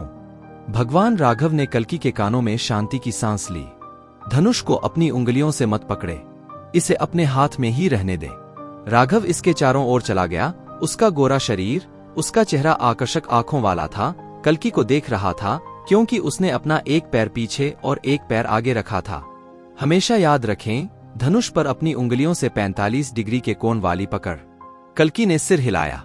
उसके गालों पर पसीने की बूंदें छलक रही थीं जब उसने आकाश की ओर मुंह किए हुए तीर से यथासंभव कसकर धनुष को पकड़ रखा था। अब जब आप प्रहार करते हैं, राघव की आवाज सख्त थी, सहजता से कठोर और गहरी। आप अपनी धनुष भुजा को लक्ष्य की ओर आगे बढ़ाए। मुझे क्या मारना चाहिए? कल्कि ने खुद से फुसफुसाया। क्या यह मेरे सामने एल्क हो सकता है? उसने मूस की ओर देखा जो घास चर रहा था, झाड़ियों के पीछे खड़े 2 आदमियों से अनजान था। राघव ने सिर हिलाया। जानवरों में भी उतनी ही आत्मा होती है जितनी हमारे पास, इसे कभी मत भूलना। उसने धनुष को एक पेड़ की छाल की ओर झुकाया। यहां मारो और यदि तुम कर सको तो एक टहनी गिरा दो। कल्कि ने एक जानवर को मारने की इच्छा के लिए अपराधबोध महसूस करते हुए सिर हिलाया, लेकिन जिस तरह से राघव ने उसे समझाया, कल्कि ने पहले से कहीं अधिक उसका सम्मान किया। उसने कभी विश्वास नहीं किया कि वह इस हरे भरे दृश्य में टर टर टर टर करने वाले मेंढकों और टर टर करने वाले उल्लुओं और सीटी जैसी तेज हवा के बीच में होगा। यहां सब कुछ बहुत सुंदर था, एक हद तक अवास्तविक, क्योंकि अंततः उनकी छवि चैनलिंग के माध्यम से ही बनी। वह भार्गव राम से नहीं मिल पाए, लेकिन वे चैनलिंग के बारे में और अपने पिछले अवतारों के साथ बातचीत करने के बारे में थोड़ा बहुत सीखने में सक्षम थे। वे समय के प्रतिबिंब थे, हमारे अवचेतन में रहते थे, ताकि वे हमें युद्ध में किसी विशेष कला को निखारने के तरीके सिखा सकें। कल्कि ने बाण छोड़ दिया। जैसे ही यह हवा में आगे बढ़ा, टहनी पर हमला करते हुए फिसलने की आवाज पैदा की, लेकिन प्रभाव डालने में असफल रहा। तीर नीचे गिर गया। कल्कि ने पैर पटकते हुए मन ही मन शाप दिया। राघव तीर के पास गया और उसे उठा लिया। कभी निराश मत होना। वह कल्कि के पास वापस चला गया और उसे फिर से तीर सौंप दिया, क्योंकि जो नीचे गिरता है उसे सदैव उठाया जा सकता है। कल्कि ने सिर हिलाया। उसने फिर तीर उठाया, लेकिन फिर उसका निशाना विकृत होने लगा। उसे लगा कि यह वास्तविकता उसके चारों ओर बिखर रही है और एक धीमी आवाज उसके कानों को परेशान करने लगी है। यार, यार। आवाज उसकी चेतना के गलियारे में गूंज उठी और उसे वापस खींच लिया गया। उसका शरीर झटके खा रहा था और उसे एहसास हुआ कि वह जेल में वापस आ गया है। यह गंदा था, मरे हुए चूहों की दुर्गंध थी और इसमें नाली जैसा एहसास था। दीवारों से काला पानी रिस रहा था। वह तपस्या की मुद्रा में बैठा था, इससे पहले कि वह अपने पैरों को खोलकर उस तरफ चला गया जहां से आवाज निकली थी। यह उसके सेल साथी से आया था, उसके जैसा ही एक और व्यक्ति। आप किस लिए हैं? हत्या, कल्कि ने उत्तर दिया। आप एक छोटे से गांव के साधारण लोग लगते हैं। हाँ? कल्कि ने सिर हिलाया। वह कौन सा होगा? हाँ, शंबाला। वह अभी कैदी का चेहरा नहीं देख सका, लेकिन उसने इसे पहले देखा था जब उन सभी को पिंजरों में बंद कर दिया गया था और शहर के केंद्र में परीक्षण के लिए रखा गया था। उन्हें बिना किसी कारण के गवाह माना जाता था, लेकिन कल्कि को पता था कि ऐसा क्यों है। इसका उद्देश्य अन्य कैदियों में यह भय पैदा करना था कि यदि उन्होंने विद्रोह किया तो वे मर जाएंगे। कैदी का कोई नाम नहीं था और अगर था भी तो वह इसके बारे में भूल गया था। उसकी दानेदार दाढ़ी थी जो उसके चेहरे को ढकती थी और उसका सिर गंजा था। लक्षण एक जैसे होते हुए भी उन्हें कृपा का तनिक भी स्मरण नहीं होता था, जबकि कृपा की आंखों में एक चालाक चमक दौड़ रही थी। यह आदमी बस उदास और थका हुआ था। तुम यहां क्यों हो? कल्कि ने पूछा। क्योंकि मैं निर्दोष हूं। क्या हम सब नहीं हैं? बूढ़े ने हंसते हुए कहा, तुम्हारे बारे में निश्चित नहीं हूं, लेकिन जो गलतियां मैंने नहीं की उनके लिए मुझे दोषी ठहराया गया। तुम ठीक हो? आप एक शांत आदमी हैं। मैं एक हो गया हूं। जो लोग चुप रहते हैं उनके लिए एक विशेष प्रकार का नरक है। वह ताली बजाते हुए हंसे और कल्कि मुस्कुराए बिना नहीं रह सके। संघर्ष के समय में यहां कोई संघर्ष नहीं है। संघर्ष को हमेशा स्थानिक होने की आवश्यकता नहीं है। वह रुका, उसकी सांसें घरघराहट जैसी लग रही थीं। तुम्हारा वहां एक परिवार है? हाँ? मुझे नहीं पता। शायद। हाँ, कल्कि को आश्चर्य हुआ कि क्या अर्जुन और बाला सुरक्षित हैं। क्या आप यहां शहर में किसी को जानते हैं? सीधे तौर पर तो नहीं पता, लेकिन हां, वह लक्ष्मी की मौसी रत्री के बारे में जानता था। मेरे पास यह एक छोटी सी तरकीब है। अगर आप किसी को कुछ बताना चाहते हैं तो मुझे बताएं, ठीक है? मैं इसमें आपकी मदद करूंगा। मैं अक्सर कीमत के लिए ऐसा करता हूं, लेकिन आपके लिए मैं करूंगा यह निःशुल्क है। कल्कि मुस्कुराए, मुझे इतना खास क्या बनाता है? तुम एक अच्छे लड़के लगते हो। दुखती आंखों के लिए एक दृश्य, जैसा कि आप कह सकते हैं। वह हंसा। तभी उनकी बातचीत बंद हो गई, क्योंकि सैंडल की खनक सुनाई दी। गार्ड चले गए जो कल्कि के पिंजरे की रखवाली कर रहे थे, और उन्होंने उसे खोल दिया। उन्होंने कल्कि को बेड़ियों से बांधना सुनिश्चित किया और उसे झुकने के लिए मजबूर किया गया। वह कोई और नहीं बल्कि दुरुक्ति निकली। वह हमेशा की तरह राजसी होकर वहीं खड़ी थी, बिल्कुल अर्जुन की तरह। जब भी वह कुछ सोचती थी तो उसके पास अपना मुंह साफ करने या अपनी उंगलियों से खेलने का एक तरीका था। कल्कि ने दुरुक्ति को इतना देख लिया था कि उसे हे दृष्टि से देखना बंद कर दिया था। वह यहाँ एक सम्मानित महिला थीं, और फिर भी वह जहां भी जाती थीं, उनकी आंखों पर उदासी की छाया छाई रहती थी। उससे नफरत नहीं की जानी चाहिए थी, बल्कि उस पर दया की जानी चाहिए थी। क्या आपने इसके बारे में सोचा है? हर दिन वह एक ही ऑफर लेकर आती थी, उसके साथ काम करो। और कल्कि अपना सिर हिलाते हुए कहेंगे, मैं उस महिला के साथ काम करने से बेहतर मरना पसंद करूंगा जिसने मेरा घर बर्बाद कर दिया। यह एक बेतुके प्रश्न का वैध उत्तर था। वह क्यों सोचेगी कि वह उसके लिए काम करेगा? सभी कारणों में से भले ही उसे उसकी वजह से बाहर होने का मौका मिले, वह खुद से नफरत करेगा। वह खुद ही बाहर निकलना चाहता था। नहीं धन्यवाद। दुरुक्ति उस कैदी को देखने के लिए मुड़ी, जिसकी आंखें रेलिंग के बगल में प्रशिक्षित थीं। दुरुक्ति ने अपने पैर पटक दिए और नागा कैदी की कोठरी में आ गए और उसे दूसरी तरफ खींच लिया। उसकी गर्दन पर अपने ब्लेड मार दिए। उसे चोट मत पहुंचाओ, कल्कि चिल्लाया। वह पहले ही काफी कष्ट सह चुका है। दुरुक्ति ने अपने गार्डों से कैदी को रिहा करने के लिए कहा। दुरुक्ति ने घुटने टेक दिए, और यह पहली बार था जब उसकी आंखों ने उससे विनती की, कृपया, मैं आपसे भीख नहीं मांगना चाहता, लेकिन यदि इसकी आवश्यकता है तो मैं यह करने के लिए तैयार हूं। उसकी आवाज इतनी शांत हो गई थी कि नागा उसे सुन नहीं सके। अगर मेरे भाई को पता चल गया कि मैंने तुम्हें यहां पकड़ रखा है, तो वह सुनिश्चित करेगा कि तुम्हें मार डाला जाए। मैं ऐसा नहीं चाहता। कल्कि ने अपनी आंखें सिकोड़ लीं। क्यों? वह एक पल के लिए भावहीन रही, लेकिन उसने अपना सिर हिलाया जैसे कि विचार को दूर करने की कोशिश कर रही हो। आप मेरे काम आ सकते हैं। और मुझे क्या मिलेगा? मृत्यु से मुक्ति। तुम्हारे कारण मैं पहले ही काफी कष्ट सह चुका हूं। उसके सामने लक्ष्मी की छवि की झलकियां उभर आईं। उसके बारे में सोचते ही उसके सीने में जोर से चुभन होने लगी। उसे उसके बारे में सोचना पसंद नहीं था, लेकिन वह इसमें कुछ नहीं कर सका। मृत्यु से मुक्ति नहीं है, केवल जीवन से मुक्ति है। मैंने अपने भाई को बचाने के लिए जो किया वह किया। वह मेरे लिए बहुत मायने रखता है। आप नहीं जानते कि वह मेरे लिए कितना मायने रखता है। उसने आंसुओं को रोकते हुए कहा। मैं चाहता था कि वह ठीक हो। कल्कि ने अपनी आंखें सिकोड़ लीं। आपने इसे उसे दिया? सुमा? हाँ। उसकी भौहें तंग गईं। क्यों? क्या इसका उस पर कोई प्रतिकूल प्रभाव पड़ा? आपका क्या मतलब है? इसका मतलब था नहीं। सोम का सेवन केवल दो ही लोग आसानी से कर सकते थे, धर्म और अधर्म। उसकी मांसपेशियों में तनाव भर गया। नहीं, यह नहीं हो सकता। कल्कि ने अपनी मुट्ठी भींच ली। क्या आपने इसे किसी और को दिया है? दुरुक्ति ने सिर हिलाया। नहीं। कृपया, यदि आप चाहते हैं कि मैं आपके लिए काम करूं, तो सुनिश्चित करें कि आप किसी और को उसे छूने न दें। और यह भी सुनिश्चित करें कि अपने भाई को और कुछ न दें, चाहे कुछ भी हो। कल्कि की आंखें तुरंत दुरुक्ति की आंखों से मिली। दुरुक्ति ने उसकी ओर देखा और फिर सिर हिलाया। क्या होगा अगर उसका स्वास्थ्य फिर से खराब हो जाए?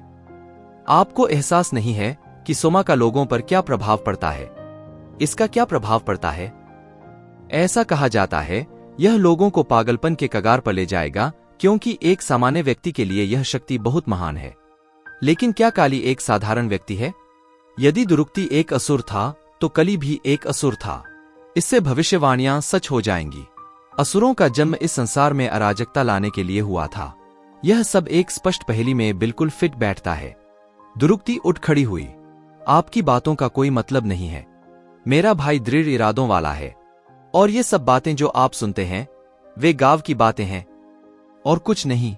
मैंने उसे जो दिया था वह ओझाओं द्वारा परीक्षण किया गया था और किसी के लिए खतरनाक नहीं था। मैं उसके लिए रिजर्व रखता हूं भविष्य के लिए, और कोई भी चीज उसे इसे लेने से नहीं रोक सकती, इसलिए ऐसा होना बंद करें। और कल्कि ने अपनी जंजीरें उठा लीं। उसका शरीर इसका प्रभाव महसूस कर रहा था। जैसे ही उसने शाही राजकुमारी को देखा, उसकी मांसपेशियां जरूरत से ज्यादा खिंच गईं। तुम मूर्ख हो, तुम सत्य नहीं देखते। विज्ञान ने तुम्हारे मस्तिष्क को भ्रष्ट कर दिया है। बस इतना ही था। दुरुक्ति की आंखों में चमकती ज्वाला ने संकेत दिया कि वह इस बातचीत को और अधिक मनोरंजन नहीं करना चाहती थी। कल्कि ने उसे पिंजरे से निकलकर अपने पीछे बंद करते देखा। उसे कारावास में डाल दो और उसे तब तक बाहर मत जाने दो जब तक वह माफी न मांग ले और मेरे लिए काम करने के लिए मुझसे मिलना न चाहे। मैं चाहता हूं कि वह यहां से बाहर जाए। कल्कि को पता था कि एक अंधेरे कमरे में पानी की बाल्टी के अंदर बांधकर केवल सिर बाहर रखकर कैद में रखने का क्या मतलब है, जब तक आपको अपनी हड्डियां ठंडी महसूस न हो। कल्कि को पता था कि उन्हें इनमें से कुछ भी पसंद नहीं आएगा। क्या होगा अगर वह नहीं बोलता, मेरी महिला? झिझकते हुए नागा ने पूछा। उसने एक बार फिर उसकी ओर संक्षेप में देखा। उसके चेहरे की नरमी उसके गुस्से ने खराब कर दी थी। उसे कष्ट सहने दो, मुझे कोई फर्क नहीं पड़ता। लेकिन उसे परवाह थी। मुख्य दरवाजों की ओर निकलने से पहले उसके चेहरे पर इसका हल्का सा संकेत था। उसी समय कल्कि अपने साथी कैदी के साथ जुड़ी हुई रेल की ओर भागा। उसकी आवाज हताश करने वाली थी। सरकारी अधिकारी को संदेश भेजो, रत्री। नागाओं ने आगे आकर उसका पट्टा पकड़ लिया और जोर से खींचा। वह वापस गिर गया। मुझे उसे क्या बताना चाहिए? कैदी से विनती की। उसे बताओ। उसे अब कोठरी से बाहर खींचा जा रहा था और जब दो नागाओं ने उसे कैद की ओर खींचा तो उसने अपनी आवाज ऊंची की। उसे यह जानने के लिए कहो कि शायद इंद्रगढ़ का सेनापति काली अधर्म है, और यदि ऐसा है तो अंधकार युग शुरू हो गया है। इसके बाद कल्कि पूरी तरह अंधेरे में डूब गया। रोशनी के आखिरी अवशेष और भयभीत कैदी की बिछुड़ती छवि बार बार उसके दिमाग में घूम रही थी। कल्कि के विपरीत अर्जुन कभी इंद्रगढ़ नहीं गए थे, जिन्हें वहां जाने का मौका मिला था। अर्जुन को पहले तो कभी अनुमति नहीं दी गई, लेकिन सबसे महत्वपूर्ण बात यह है कि वह भी जाना नहीं चाहता था। वह अपने घर की सुख सुविधाओं से दूर रहने के लिए बहुत आलसी था। हालांकि यह अक्सर दुनिया को खोजने और देखने की उसकी आंतरिक इच्छा के विपरीत था। जहां कल्कि को शंबाला में घुटन महसूस होती थी, वहीं अर्जुन को यह पसंद था। लेकिन इसका मतलब यह नहीं था कि वह हमेशा के लिए वहीं रहना चाहता था। उनका इरादा कीकटपुर से परे अन्य सभ्यताओं को देखने का था। और जब वह शहर में आया तो यह मुश्किल था, क्योंकि गार्डों ने उन ग्रामीणों को अंदर आने की अनुमति नहीं दी जिनके पास कोई कारण नहीं था। कृपा को अपनी अनुनय शक्तियों का उपयोग करना पड़ा, जो मूल रूप से नागा की जेब में कुछ तांबा डाल रही थी और कह रही थी, दोस्त, हम हानिरहित ग्रामीण हैं जो शहर की भव्यता देखना चाहते हैं। उन्होंने अपने हाथ जोड़ लिए थे। कृपया हमें जाने दें। नागा सहमत हो गए थे। अर्जुन को लगा कि यह पैसे की बर्बादी है। उन पर संसाधन पहले से ही मितव्ययी मात्रा में थे। इंद्रगढ़ की यात्रा के दौरान उन्हें गुरु वशिष्ठ से मदद लेनी पड़ी। वे गुरुकुल में रुके थे और अर्जुन को आश्चर्य हुआ कि वशिष्ठ ने किसी भी अन्य गुरुकुल से कृपा को वापस नहीं बुलाया। प्रत्येक आचार्य कहीं न कहीं से एक दूसरे से संबंधित थे। फिर भी वशिष्ठ, जिनका नाम भगवान राघव के समय के एक लोकप्रिय गुरु के नाम पर रखा गया था, को पूर्व ज्ञान नहीं था। अर्जुन ने इस घटनाक्रम पर ध्यान नहीं दिया। उसका हाथ जमीन पर चल रहा था और कंकड़ को छू रहा था जब उसने कृपा को अपने पास बैठे देखा। अर्जुन ने कुछ नहीं कहा, हालांकि वह बाला के ठिकाने को लेकर हैरान था कि शायद उसे आपूर्ति मिल रही थी। मेरी एक बहन थी, कृपा ने कहा, लगभग मेरे जैसा ही नाम था। वह मेरे लिए सब कुछ थी। उसने जारी रखा था। हम दोनों शांत थे, ओह चंचल, और जैसे जैसे हम बड़े हुए हमने अपने प्यार को चुना और हमने अपनी लड़ाइयां लड़ी। कौन सी लड़ाई? उन्होंने कुछ नहीं कहा, चुप रहना ही बेहतर समझा। मैं तुम्हें यह सब इसलिए बता रहा हूं क्योंकि मैं जानता हूं कि तुम्हें कल्कि की याद आती है, दोस्त। सूरज की चमक के नीचे उसकी भूरी आंखें चमक उठीं। हो सकता है कि वह तुम्हारा सगा भाई न हो। मेरा वह मतलब नहीं था। अर्जुन ने उसकी बात काट दी। उन्होंने कहा, मैं जानता हूं, मैं जानता हूं। गुस्सा हमें जहर उगलने के लिए मजबूर करता है, लेकिन किसी को यह कभी नहीं भूलना चाहिए कि जहर से लगे घाव कभी ठीक नहीं होते। अर्जुन ने सिर हिलाया था। तुम्हारी बहन कहाँ है? उसने नीचे देखा, मानो शर्मिंदा हो। उनका निधन हो गया। मेरे जैसे लोगों के लिए यह काफी अभिशाप है। वह हंसते हुए मुस्कुराया, लेकिन इसके पीछे गहरा दुहक था। आपकी तरह? अर्जुन ने हैरानी से अपनी भौहें टेढ़ी कर ली। लेकिन इससे पहले कि वह कोई प्रश्न पूछ पाता, कृपा ने बोलना जारी रखा। मैं जानता हूं कि तुम्हें खेद है, दोस्त। मैंने अपने समय में काफी खेद सुना है, और मैं तुम्हें बता दूं, इसके पीछे कोई एक तर्क या प्रभाव नहीं है। किसी को इसकी परवाह नहीं है। यही वह दुनिया है जिसमें हम रहते हैं। तो फिर हम ऐसे लोगों के लिए आशा करना और लड़ना क्यों जारी रखते हैं?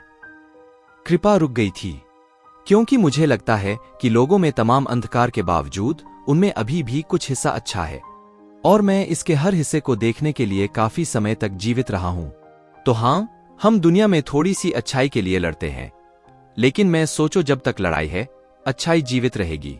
मैं एक निर्दयी आदमी की तरह लग सकता हूं, लेकिन मैं इस सब में विश्वास करता हूं। इससे मुझे खुशी होती है, दोस्त, क्योंकि मैं इस दुनिया में रहता हूं और कभी कभी निष्पक्ष रहना अच्छा होता है, खुशी है। कभी कभार अपने अस्तित्व को संजोएं, इसमें कोई बुराई नहीं है। अर्जुन मुस्कुरा दिया था। आपके व्यक्तित्व के गुण के रूप में सकारात्मकता बहुत ही असामान्य है। मुझे लगता है कुछ तो हो गया दोस्तों। ऐसा क्या है जो तुम्हें परेशान करता है? ईमानदारी से कहूं तो मैं एक भावना का शिकार हो गया हूं। मैं बहुत समय पहले एक बार गुस्से में था और मैंने कुछ ऐसा किया जो मुझे नहीं करना चाहिए था। उसने निगल लिया था। मैंने क्रोध को अपने ऊपर हावी होने दिया और मैंने इसे अपने कार्यों पर प्रभाव डालने दिया। आपने क्या किया? अर्जुन ने देखा कि कृपा की आंखों में कुछ आंसू आ रहे हैं। यह अविश्वसनीय था। मुझे पता है कि आप गुस्से में थे। वह उस सवाल से भटक गया था जो अर्जुन ने उससे पूछा था। आप हारने के लिए गुस्से में थे, लोगों को नीचा दिखाने के लिए गुस्से में थे। आप उस बैठक में खड़े होने के लिए कल्कि पर गुस्सा थे। लेकिन जब आप इसे देखते हैं उसकी तरफ से, आपको पता चल जाएगा कि उसका मतलब अच्छाई से था। शायद कभी कभी इस दुनिया में गुस्से को खत्म करने का सबसे अच्छा तरीका सिर्फ दूसरे व्यक्ति के नजरिए से चीजों को देखना है। अच्छाई, वास्तव में। गुरु वशिष्ठ के आश्रम की ओर यात्रा में अर्जुन को पता चल गया था कि कल्कि वास्तव में कौन था और वह क्या महानता के कार्य करने में सक्षम था। उसे विश्वास नहीं था कि यह सब इस दिन और युग में भी संभव था। यह उसे एक अलौकिक असंभवता जैसा लग रहा था।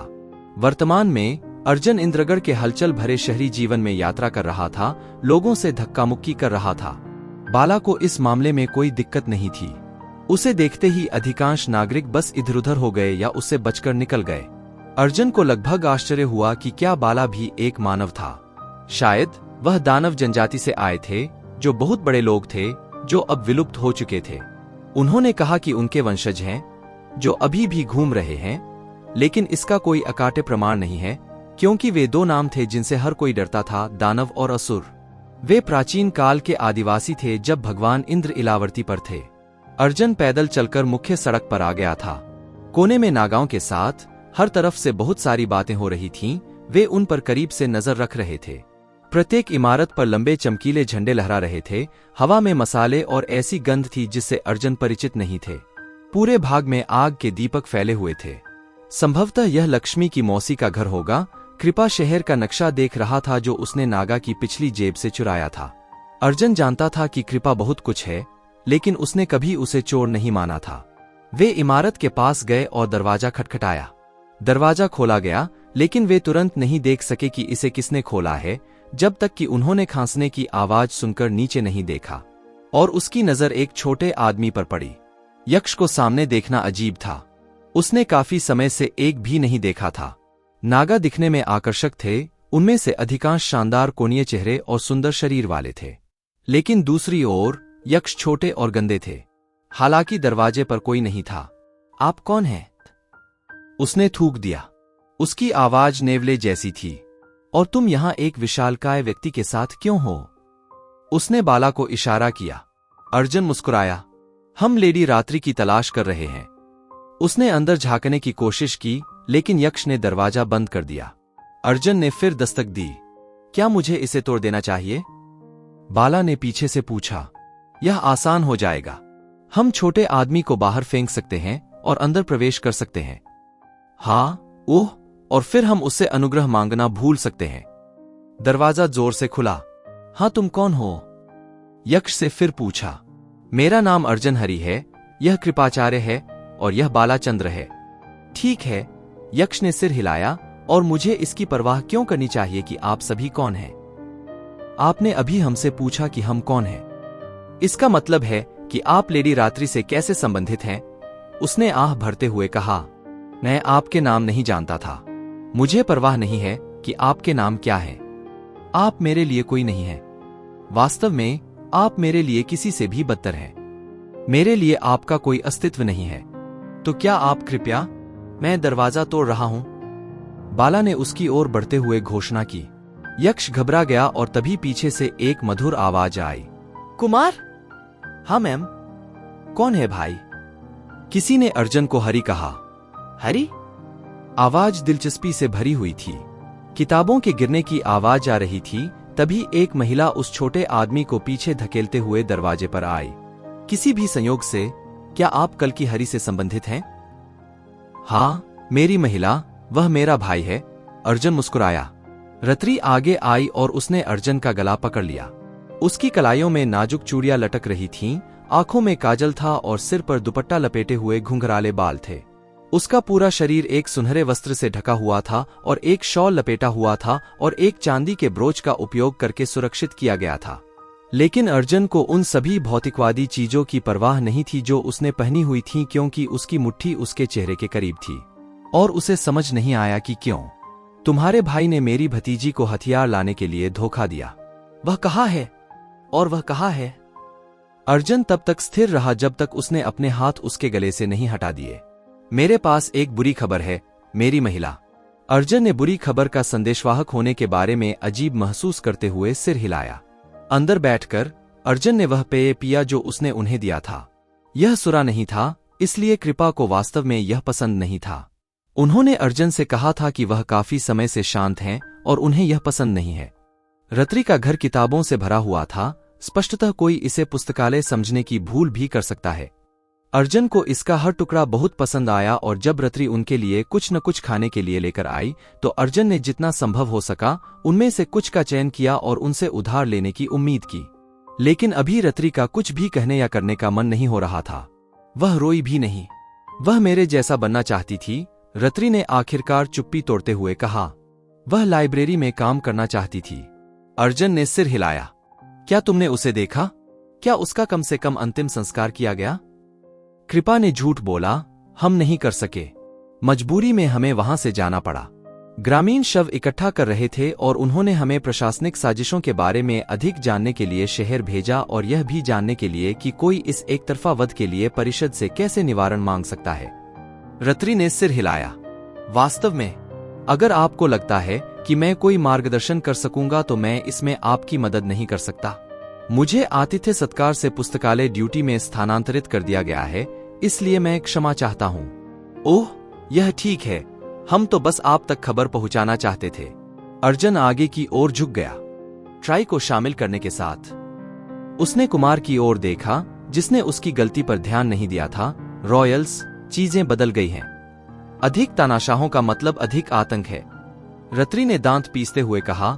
हाँ, वेदांत भी इंद्रगढ़ के शासक के रूप में अपने कर्तव्यों को भूल गया है। आप सभी युद्ध में कैसे जीवित बचे? हम? ओह, तात्कालिक। मेरी महिला। कृपा मुस्कुराई। तुम एक गंदे, हास्यास्पद दिखने वाले आदमी हो। क्या तुम सच में एक आचार्य हो? रत्री ने पूछा। हत्यारे के समान दोषी। कृपा उठ खड़ी हुई और झुक गई। हालांकि मुझे लगा कि तुलना वास्तव में सही नहीं थी। रत्री ने अपना ड्रिंक वापस रख दिया। वह खड़ी हुई और घोषणा की, तब आप जीवित रहने में सक्षम हैं। मुझे यकीन है कि आप यहां अपने भाई को मुक्त कराने के लिए हैं और उन लोगों के खिलाफ जिन्होंने आपके गांव को नष्ट कर दिया है। मेरे साथ काम करें और आप दोनों हासिल करेंगे, लेकिन धैर्य के साथ और समय। ओह, मुझे नहीं लगता कि तुम्हें यह सब सबके सामने कहना चाहिए। कुमार? रत्री ने नेकदिली से उसकी पीठ पर तमाचा मारा। वह एक प्रिय है। वह मेरे प्रति वफादार है, कुबेरा के प्रति नहीं। ऐसा क्यों? कृपा ने पूछा। क्योंकि बूढ़े आदमी, कुमार ने कहा, रत्री की पकड़ को छोड़कर और कृपा के पास जाकर उसे क्रोधित, विकृत चेहरे के साथ देखते हुए। सभी आदिवासी अपने राजाओं के प्रति कट्टर नहीं होते हैं। उनमें से कुछ का अपना व्यक्तित्व भी है। रत्री ने ताली बजाई। तब ठीक है। यह बहुत अच्छा है। अब हमारे पास एक टीम है। और हमें क्या करना चाहिए? क्या हमें नागाओं की खोपड़ी काट देनी चाहिए? बाला ने सिर खुजलाते हुए पूछा। हिंसा कोई समाधान नहीं है, रत्री ने कहा। यहां तक कि भगवान गोविंद भी महायुद्ध में सभी को मात देने में कामयाब रहे, जब उन्होंने अपने दुश्मनों को अपनी बहादुरी से ज्यादा बुद्धि से मारा। अर्जुन मुस्कुराया। मैंने तुम्हें कोई धार्मिक महिला नहीं समझा, और मैं नहीं हूं। लेकिन इसका मतलब यह नहीं है कि आप किसी मिथक से प्रेरणा नहीं ले सकते। रत्री उसे देखकर मुस्कुरा दी। मेरी प्यारी प्यारी महिला, यह ठीक है, लेकिन आप क्या करने की योजना बना रही हैं? पूरा शहर हमारे खिलाफ है और वे बड़ी संख्या में हैं, जबकि हम हैं। कृपा पीछे हट गई। हम उन्हें कैसे रोकेंगे? रत्री ने सोचा, मेरे पास एक लड़की है जो हमारे लिए काम करती है। वह मदद कर सकती है। मुझे नहीं पता कि वह कहाँ है। उसे आजकल देर हो रही है। लेकिन चिंता मत करो, मुझे लगता है कि हम इसके माध्यम से काम कर सकते हैं। हमें राज्य के खिलाफ नफरत फैलानी होगी, और एक बार जब हम हर किसी के दिमाग में संदेह का बीज डाल देंगे तो हमारे हाथ में एक क्रांति होगी। प्रचार करना। अर्जुन ने इसके बारे में पढ़ा था। सच्चाई फैलाकर राज्य के खिलाफ लड़ना, लोगों को यह बताना कि वे गलत नेता का अनुसरण कर रहे हैं। लेकिन यह बर्बर समय था और कोई नहीं जानता था कि यह भी काम करेगा या नहीं। लेकिन उसके सिर पर छत थी, हाथ में गर्म पेय का प्याला था और उसके आसपास समान विचारधारा वाले लोग थे। फिलहाल उन्हें इस योजना से समझौता करना पड़ा, जबकि उन्होंने कल्कि को रिहा करने और पहाड़ों पर जाने की एक और योजना के बारे में सोचा। अर्जुन कृपा को एक तरफ ले गया, जबकि बाला असहजता से छोटे गद्दे पर बैठ गया। यह ठीक है, लेकिन यदि आप कहते हैं कि सोम बाहर है, तो इसका मतलब है कि हमारे बीच अधर्म चलने की स्थिति है, ठीक है? हाँ, मेरा मतलब है, यह इतनी तेज नहीं होगी। लेकिन इतने में ही दरवाजा खटखटाया गया। जब कुमार प्रवेश द्वार की ओर तेजी से बढ़ रहे थे तो अर्जुन ने बिल्कुल ध्यान नहीं दिया। जब हम वहां बेहतर योजना के बारे में सोचते हैं तो हम महिला की मदद का उपयोग कर सकते हैं। उसके साथ हम सड़कों पर स्वतंत्र रूप से चल सकते हैं। भागने और कल्कि तक पहुंचने के लिए हमें जो जानने की जरूरत है उसे ढूंढ सकते हैं। अभी तो आपकी कोई योजना नहीं है? अर्जुन ने दांत भींच लिए। कृपा ने सिर हिलाया। मेरे पास एक योजना है, लेकिन इसके लिए जेल के स्थान और सोमास के स्थान की आवश्यकता है। आप सोमास का उपयोग करना चाहते हैं? हाँ, ठीक है। कृपा ने कंधे उचकाए। वे वही चीजें थीं जिनसे हम दूर भागने की कोशिश कर रहे थे। वह रुका। हम उसकी ओर क्यों जाएंगे? क्योंकि तात्कालिक योजना इसे निर्देशित करती है। यदि आपने इसकी योजना बनाई है तो यह तात्कालिक नहीं है। अर्जुन ने उसे सुधारा। ठीक है, तो बस योजना। वह मुस्कुराया। अर्जुन ने सिर हिलाया। कृपा के मन में जो कुछ भी था वह स्पष्ट रूप से एक बुरा विचार था। लेकिन अभी अर्जुन के पास उनका मुकाबला करने के लिए कोई अच्छा खिलाड़ी नहीं है। रत्री हाथ में लुढ़का हुआ चर्मपत्र लेकर वापस कमरे में आई। मेरे पास आपके भाई अर्जुन से एक संदेश है। अर्जुन आगे आया। उसका दिल धड़क रहा था। तुम्हें यह किसने दिया? एक शाही? क्या उन पर भरोसा किया जा सकता है? अधर्म क्या है और अंधकार युग क्या है? मैंने इसे कहीं पढ़ा है। उसने संदेश को संक्षेप में समझाते हुए विचार करना शुरू कर दिया। अर्जुन ने कृपा की ओर देखा और फुसफुसाए, ठीक है, आपकी योजना जो भी हो, हमें इसे जल्दी से पूरा करना होगा। यह पहले से ही हमारे लिए अच्छा नहीं चल रहा है। जब वे काम नहीं कर रहे होते थे और उन लोगों के खिलाफ साजिश रच रहे होते थे जिनके पास कीकटपुर प्रांत था, तो वेदांत अपनी बेटी उर्वशी के बिस्तर के पास बैठ जाते थे और उन्हें नायकों और खलनायकों की कहानियां सुनाते थे। लेकिन आज जब वह एक हाथ में आग का दीपक लेकर अंदर आया तो वह सो रही थी। कभी कभी वह रात में जहां भी जाता, एक गार्ड उसके लिए रोशनी लेकर आता था। लेकिन जब बात उर्वशी की आई तो नहीं। उसकी स्कूली शिक्षा घर पर ही हुई थी और वह अब तक इस किले की दीवारों से सुरक्षित रहने वाली एकमात्र महिला थी। 10 गार्ड बाहर खड़े रहेंगे और कोई भी उसे चोट पहुंचाने की हिम्मत नहीं करेगा। काली को छोड़ने का आधा कारण तो वह उर्वशी के कारण था। वह उसकी छोटी राजकुमारी थी, सुंदर चेहरे और सुनहरे दिल वाली, बिल्कुल अपनी माँ की तरह। और वह नहीं चाहता था कि उसका अहंकार उसके जीवन को बर्बाद कर दे।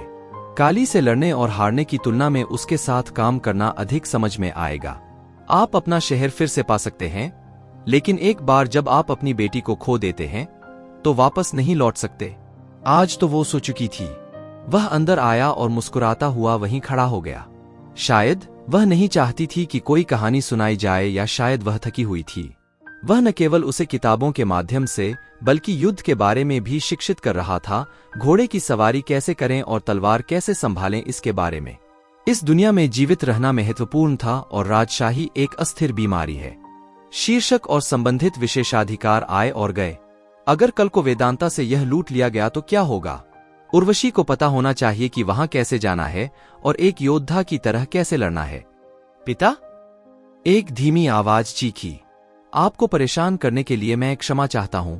मुझे लगा कि आप सोए नहीं होंगे इसलिए मैं आ गया। उसने हस्तक्षेप किया, मैं आपकी बेटी हूं, आपको मुझसे माफी मांगने की जरूरत नहीं है। वह वेदांत की ओर करवट लेकर बिस्तर पर लेट गई। वह महज 13 साल की थी।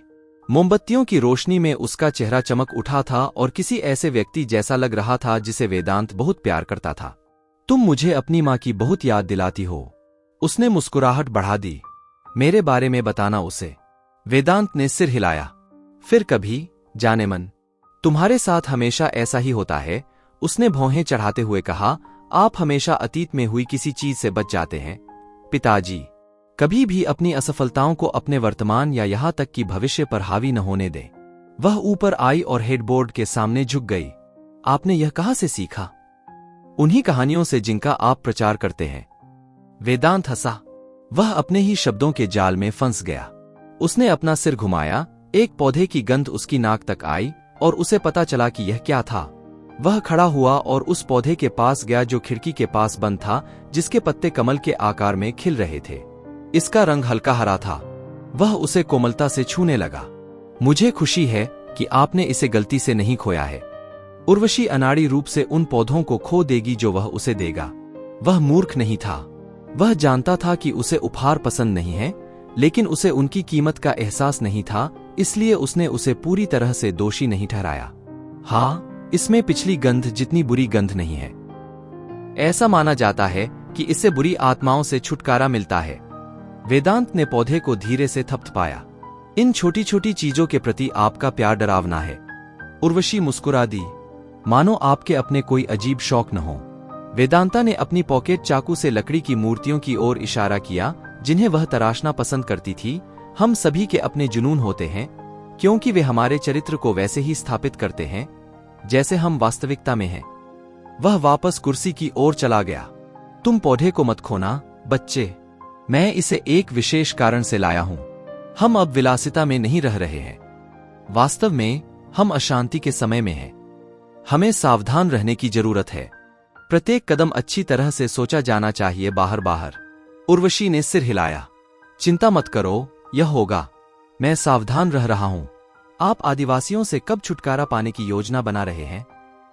जल्द ही। वेदांत ने पहले ही उर्वशी के सामने अपना संदेह व्यक्त किया था कि वह जनजातीय समावेशन से कैसे नाराज थे, लेकिन उसने उसे यह नहीं बताया कि वह अब उनमें से एक के साथ काम कर रहा है। तुम मुझसे अपनी मां की तरह सवाल करते हो। खैर, जब से वह गुजरी है, किले के आदमी की देखभाल के लिए किसी को तो होना ही चाहिए। वेदांत मुस्कुराया। उसने उसे कसकर गले लगाया जबकि उसने अपनी बाहें उसके फ्रेम के चारों ओर लपेट लीं। वे कुछ देर तक वैसे ही पड़े रहे जब तक कि दरवाजे पर दस्तक नहीं हुई। जो भी हो, अभी नहीं। वेदांत दहाड़ उठा। हे प्रभु, यह फुसफुसाहट की तरह सुनाई दिया, मानो डर रहा हो। वेदांत ने आह भरी। उसने उर्वशी की ओर देखा, मुंह से आई लव यू कहा और चेहरे पर कड़वाहट छुपाते हुए वह बाहर चला गया। बाहर निकलते ही उसने देखा कि वह आदमी हाफ रहा था और पसीना बहा रहा था, स्पष्ट रूप से किसी चीज से घबराया हुआ था। लेकिन सबसे बुरी बात यह थी कि उसकी चांदी की ब्रेस्ट प्लेट पर खून छिड़का हुआ था। क्या हुआ? महाराज, गार्ड की आंखें चौड़ी हो गईं। यह एक खूनखराबा है। वेदांत फर्श पर बिखरे खून के ऊपर खड़ा था। वह एक वेश्यालय के अंदर खड़ा था जो रात में सक्रिय होता था, लेकिन सुबह में यह सिर्फ एक और सराय बन जाता था। वेदांत चारों ओर घूमता रहा और उसने सभी जाने पहचाने चेहरों को अपना गला कटा हुआ देखा। मैनेजर वेदांत के पीछे पीछे घूमता रहा। वह जहां भी जाता उसका पीछा करता। वेदांत ने हर कमरे में प्रवेश किया जहां गला कटे हुए पुरुषों की वही परेशान करने वाली छवि थी। सारे तकिए अब खून से भीग चुके थे। फर्श वेश्याओं के खूनी कदमों से रंगा हुआ था और गंध देवताओं द्वारा भयानक थी। जब वेदांत यह सब देख रहा था तो उसने अपनी नाक पर एक शॉल लपेटा हुआ था। वे सिर्फ कोई पुरुष नहीं थे, वे उनके मंत्री और उनके सेनापति थे। अब उसका कोई नहीं था, या कम से कम यही पहला विचार था जो उसके मन में आया। उन्होंने कहा कि इस पर ध्यान नहीं देना चाहिए। उसने अपने पीछे का दरवाजा बंद कर लिया और जोर जोर से सांस लेते हुए शॉल नीचे रख दिया। वे खूनी वेश्यालय में क्यों थे? उसने अपने गार्डमैन से पूछा। मैनेजर किनारे पर था और अपने पैरों के पंजों को आगे पीछे हिलाने के अलावा कुछ नहीं कह रहा था। स्पष्ट रूप से अभी भी सदमे में था। दुनिया में वे किसका जश्न मना रहे थे? गार्डमैन ने एक शब्द भी नहीं बोला, लेकिन मैनेजर ने बोला, राजा, वे अक्सर समूहों में पार्टी करने आते हैं और मेरी लड़कियों के साथ आनंद लेते हैं। वेदांत को विश्वास नहीं हो रहा था कि उसके मंत्री अवैध गतिविधि में हिस्सा ले रहे हैं। यह उस समाज की नैतिकता के खिलाफ था जिसे उन्होंने इतने लंबे समय तक कायम रखा था। यदि अनैतिकता के साथ खिलवाड़ करते हुए उसे दूसरे छोर पर अनुरक्षण करने ही थे, तो उसने भगवान विष्णु, भगवान शिव और भगवान इंद्र के मंदिर क्यों बनवाए? इस विचार से उसे अंदर तक घृणा हुई। वह न केवल उनकी मृत्यु से, बल्कि अपने शासन के प्रति उनकी बेईमानी से अपंग महसूस कर रहा था। वास्तव में उन्होंने ऐसा किया, इसका मतलब था कि वे शुरू से ही एक शासक के रूप में वेदांत का सम्मान नहीं करते थे। लड़कियां? उन्होंने ऐसा करने वाले किसी को नहीं देखा। राजात्व? मैंने नहीं पूछा है। उन्होंने जो देखा उससे वे काफी सदमे में हैं। 5 मंत्रियों की मृत्यु हो गई और वह चिंतित थे कि उनकी खूनी वेश्याएं सदमे में थीं। वेदांत ने उसे कॉलरबोन से पकड़कर अपनी ओर खींचा। अब उन्हें लाओ और मेरे सामने पंक्तिबद्ध करो। मैं अभी उनमें से प्रत्येक को देखना चाहता हूं। मैनेजर ने तुरंत पहचान लिया और घबरा गया। परिश्रमपूर्वक प्रतीक्षा करते हुए वेदांत अपने 5 रक्षकों के साथ आगे आया। वेश्याएं पंक्तिबद्ध थीं। वे सभी छोटे कपड़े पहने हुए थे। उनके शरीर के चारों ओर एक सफेद कपड़ा था जो मुश्किल से उनकी छाती को छिपा रहा था। उसने अपनी पत्नी को छोड़कर किसी महिला की इतनी त्वचा कभी नहीं देखी थी।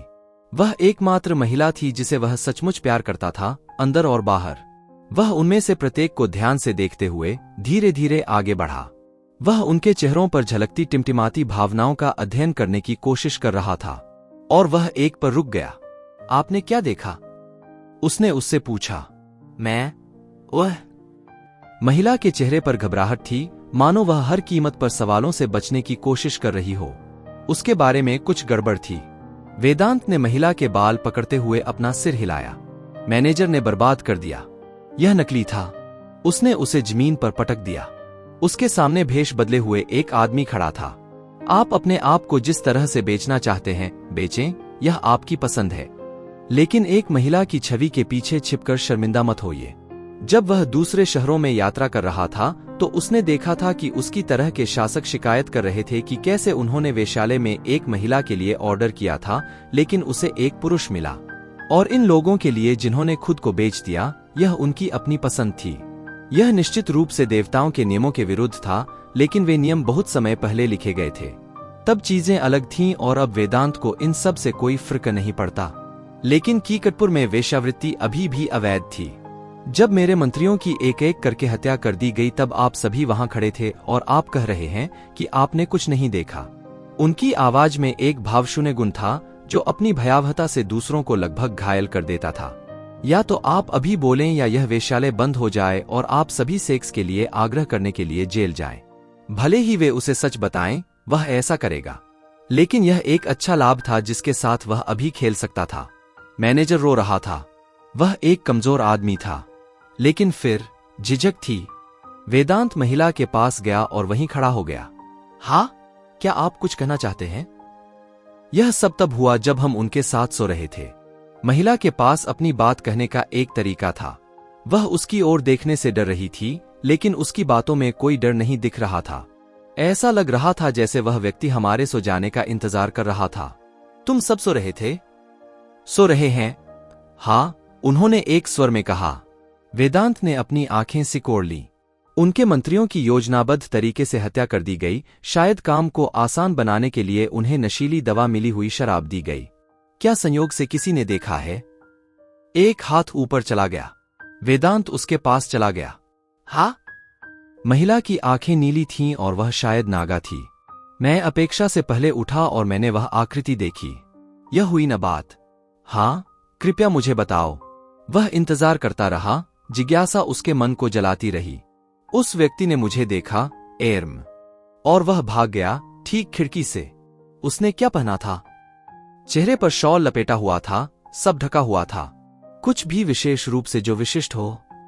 वेदांत इंतजार कर रहा था जबकि महिला वास्तव में कड़ी मेहनत कर रही थी। उसका मुंह शुद्ध हो रहा था और उसकी आंखें चिंतन में कसकर निचोड़ी हुई थीं। हाँ, उसने आह भरी, उसकी आंखें एहसास की भावना से चौड़ी हो गईं। वेदांत का दिल जोर से धड़क उठा। यह अपराधी का पता लगाने के लिए एक छोटा सा सुराग हो सकता है। वह व्यक्ति, चाहे वह कोई भी हो, जल्दी में था। जब उसने खिड़की से छलांग लगाई तो हवा के कारण मेरी नजर उसके बालों पर पड़ी। हाँ, यह वे बाल थे जिन्हें मैं देख सकता था। इसमें ऐसा क्या खास है? मेरा राजत्व, उसने कहा। यह चांदी के रंग का था और हम सभी जानते हैं, इस शहर में चांदी के बालों वाले बहुत से लोग नहीं चलते हैं। भगवान काली को वास्तव में मुख्य मार्तंजा को खोजने की चिंता नहीं थी। हर दूसरे राक्षस की तरह वह अपनी इमारत में बैठा होगा या शायद सड़क के माध्यम से अपने सैनिकों को मार्च करते हुए काम कर रहा होगा। लेकिन सबसे अधिक संभावना है वह एक शराबखाने में होगा, सुरा पी रहा होगा और जीवन में छोटी छोटी चीजों का आनंद ले रहा होगा। कोको और विकोको ने उसे ऐसे प्रतिष्ठान में बर्बाद पाया। उस आदमी को शराब की गंध आती देख काली ने प्रवेश किया। एक राक्षस के लिए यह एक आश्चर्यजनक दृश्य था। राक्षस दक्षिण के अनुशासित व्यक्ति थे जो शीर्ष तक अपना काम कर रहे थे। वे काफी असाधारण थे और फिर भी राक्षसों का अर्धसैनिक प्रमुख यहीं इस राज्य में था। निश्चित रूप से अगर रक्तापा को पता चला तो मार्तंजा को उसे अपने उदासीन रवैये के बारे में समझाने में कठिनाई होगी। मार्तंजा के विपरीत रक्तापा का कोई बुरा दिन नहीं था। उसके बुरे दिन अच्छे दिन थे और उसके अच्छे दिन उसके अच्छे दिन थे। शायद यह एक आंख थी जिसने मार्तंजा को परेशान किया था। एक घायल व्यक्ति अपने आप में उस व्यक्ति की तुलना में अधिक मूर्खता देखता है जिसके पास कोई घाव नहीं है। काली के जूतों की आवाज से मार्तंजा घबरा गया, लेकिन वह आधा सोया रहा। काली ने अपने गार्डों की ओर देखा जो शराब नहीं पी रहे थे बल्कि उसके पीछे घुटनों के बल बैठे थे। काली को हमेशा इस तरह का सम्मान पसंद आया क्योंकि इससे उसका आत्मविश्वास बढ़ा और उसे अपने बारे में अच्छा महसूस हुआ। काली विपरीत कुर्सी पर बैठ गई, एक पैर दूसरे के ऊपर। उसने कुछ नहीं किया, लेकिन वहीं बैठा उस आदमी को देखता रहा। शराब पीने से सबसे ताकतवर आदमी भी दयनीय रूप से हारा हुआ हो गया। यही एक कारण था कि अपनी तमाम बुराइयों के बावजूद उन्होंने शराब पीना बंद कर दिया था। कोको आगे आया और मार्तंजा को हिलाया। वह एक पल के लिए स्तब्ध रह गया, इससे पहले कि उसे एहसास हुआ कि यह काली का निजी रक्षक था जिसने उसे जगाने की गुस्ताखी की थी। जब उसने काली को देखा तो वह बदहवास होकर अपने पैरों पर खड़ा हो गया और इस दौरान उसने शराब गिरा दी। क्षमा करें, उसने जोर से पलकें झपकाईं। मैं यह सब ठीक है। काली ने मित्रतापूर्ण मुस्कान के साथ उसकी ओर हाथ हिलाया। खुश रहो, चिंता मत करो, हम सभी आराम के पात्र हैं, है ना? मार्तंजा ने एक पल के लिए उसे देखा, जैसे इंद्रगढ़ के शासक भगवान काली ने वास्तव में वही कहा था जो उसने सोचा था कि उसने अभी कहा था। मैं कुछ समय पहले बीमार था और मैं वहीं रहा और अब ठीक हूं। तुम्हारे बालों में क्या खराबी है? काली को अपने अंदर क्रोध उमड़ता हुआ महसूस हुआ। किसी को भी उसके बालों के बारे में बात नहीं करनी चाहिए, यहां तक कि किसी मूर्ख जनजाति के हल्के मुखिया को भी नहीं। उसकी खोपड़ी पर कुछ छोटे छोटे गुच्छे असमान रूप से बढ़ रहे थे, जबकि उसका चेहरा दिन पर दिन सुस्त होता जा रहा था। यह मेरी ऊह है, यह मेरी बीमारी है और कुछ नहीं। मैं ठीक हो जाऊंगा। मार्तंजा को अपनी असुरक्षा का एहसास हुआ होगा क्योंकि वह आगे की ओर झुक गया था। तुम्हें पता है, मैंने सुना कि तुम्हारे साथ क्या हुआ। अफवाहें जहर हैं, क्या आप यह जानते हैं?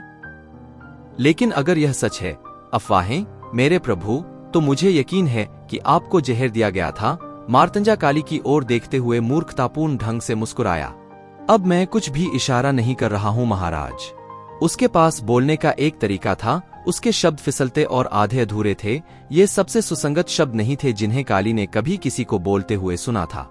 लेकिन आपको वास्तव में अपनी पीठ का ध्यान रखना चाहिए।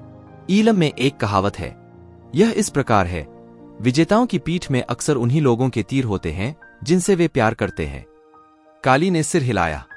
मैंने ऐसा सुना है, इसीलिए वे मेरे पास हैं। उन्होंने कोको और विकोको को संकेत दिया, जो अपने भगवान द्वारा उल्लेख किए जाने पर सीधे हो गए। वफादार, मार्तंजा ने सिर हिलाया। और आपकी संगति में मुझे इतना सम्मान क्यों मिला महाराज? मैंने कैसा कर्म किया है, अच्छा या बुरा? काली ने अपने अंगरखा की जेब से एक छोटी सी शीशी निकाली, जिसे उसने चुस्की के साथ पिया। यह वास्तव में क्या है? उसने शीशी की ओर इशारा किया। मार्तंजा ने नीले तरल की शीशी ली। और आप एक विनम्र राक्षस से क्यों पूछते हैं, मेरे स्वामी? क्योंकि काली आगे झुक गई, उसकी उंगलियां एक साथ ताली बजा रही थीं, उसका चेहरा कमरे की छाया में आधा छिपा हुआ था।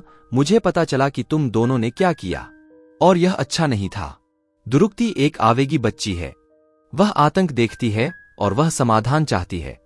उसने देखा कि उसका भाई शायद मर रहा है और उसने परिणामों की परवाह किए बिना मदद करने की कोशिश की। लेकिन यह समस्या नहीं है। समस्या ही वह जगह है जहां वह समाधान तलाश रही है। शीशी चमकते नीले तरल का अध्ययन कर रही है। मैं जानना चाहता हूं कि यह क्या है जो मेरी मदद कर रहा है। वह कहती है कि यह एक जड़ी बूटी का अर्क है, लेकिन मैं इस पर विश्वास नहीं करता। मुझे लगता है कि यह कुछ और है। आखिरकार यह इस दुनिया से बाहर की चीज है। मार्तंजा ने उसे डांटा। और तुम अपनी बहन से क्यों नहीं पूछते? काली नहीं कर सका। उसे उस पर संदेह करने और अपना संदेह प्रकट करने में शर्मिंदगी महसूस हुई। वह इसके लिए उससे नफरत करेगी। शुरुआत से ही उनका प्यार बिना किसी शर्त के था और इसके बीच कभी कुछ नहीं आया। यह सिर्फ वह और वह थे, दुनिया के खिलाफ। आप उसके आसपास घबराए हुए हैं, मेरे प्रभु।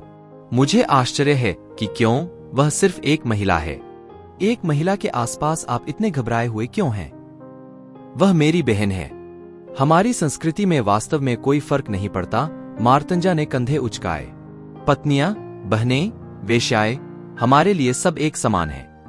राक्षसों का अपनी स्त्रियों के साथ खुला संबंध था क्योंकि उनके पूर्वज स्वभाव से अनाचारी थे।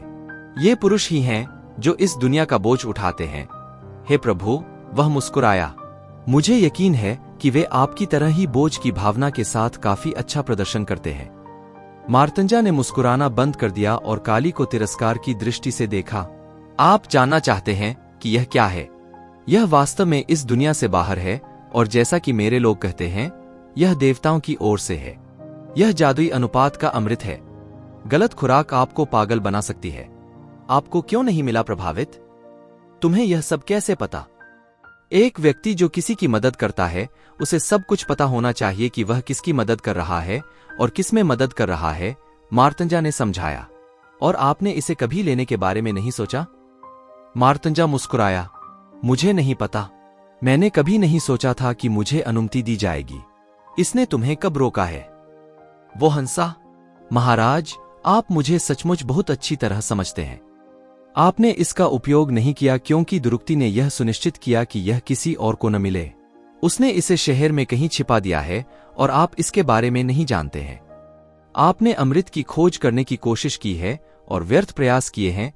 तुम्हें यहां ले आया जहां तुम कल्पना करते हो कि सुर अमृत है और तुम उसे पी लेते हो, काली ने समझाया। क्या होगा अगर मैं आपको बताऊं कि मुझे वह गोदाम मिल गया जहां उसने इसे रखा है? तुमने कैसे किया? मेरे मुखबिर तुम्हारे आदमियों से बेहतर हैं। काली ने अपने जुड़वां सेनापतियों को फिर से संकेत किया। कैसे? मार्तंजा ने प्रसन्नता से उनकी ओर देखा। आप जानते हैं, मुझे यह जानकर बहुत खुशी होगी कि आप सभी एक दूसरे से मिले। मुझे यकीन है कि यह एक बेहतरीन कहानी है। हम सभी कहानी की कहानी का हिस्सा हैं, मुखिया। काली मुस्कुराई। जलाशय में खड़े होकर, जिसमें अयस्क और जीवाश्मों की गंध आ रही थी, काली ने गोदाम के प्रवेश द्वार के चारों ओर गार्ड तैनात करना सुनिश्चित किया। सोम, जैसा कि उन्हें कहा जाता था, यही थे, उसकी मुट्ठी के नीचे, दुरुक्ति के लिए अज्ञात। प्रत्येक पत्थर का बाहरी हिस्सा खुरदुरा था, जिसके अंदर एक नीला जेल था जो चमक रहा था और उसके चारों ओर की दीवारों पर शानदार बहुरूपदर्शक छवियां बना रहा था।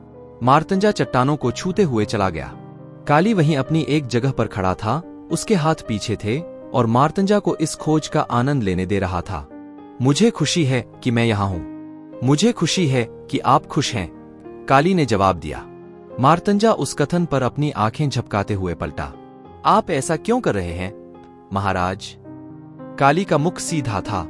इन चट्टानों ने मुझे अपनी ताकत वापस पाने में मदद की। मैंने सोचा कि इससे आपकी आंखों को मदद मिलेगी। ओह, वे चले गए, हमेशा के लिए बाहर निकाल दिए गए। कोई भी चीज एक छोटा सा जादू हल नहीं कर सकता। अब आप जादू में विश्वास करते हैं?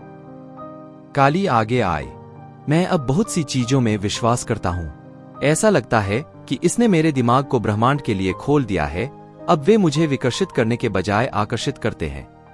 यह सब आकर्षक है मेरे प्रभु, लेकिन मैं आपके शब्दों में ईमानदारी ढूंढता हूं और मुझे कोई नहीं मिलता।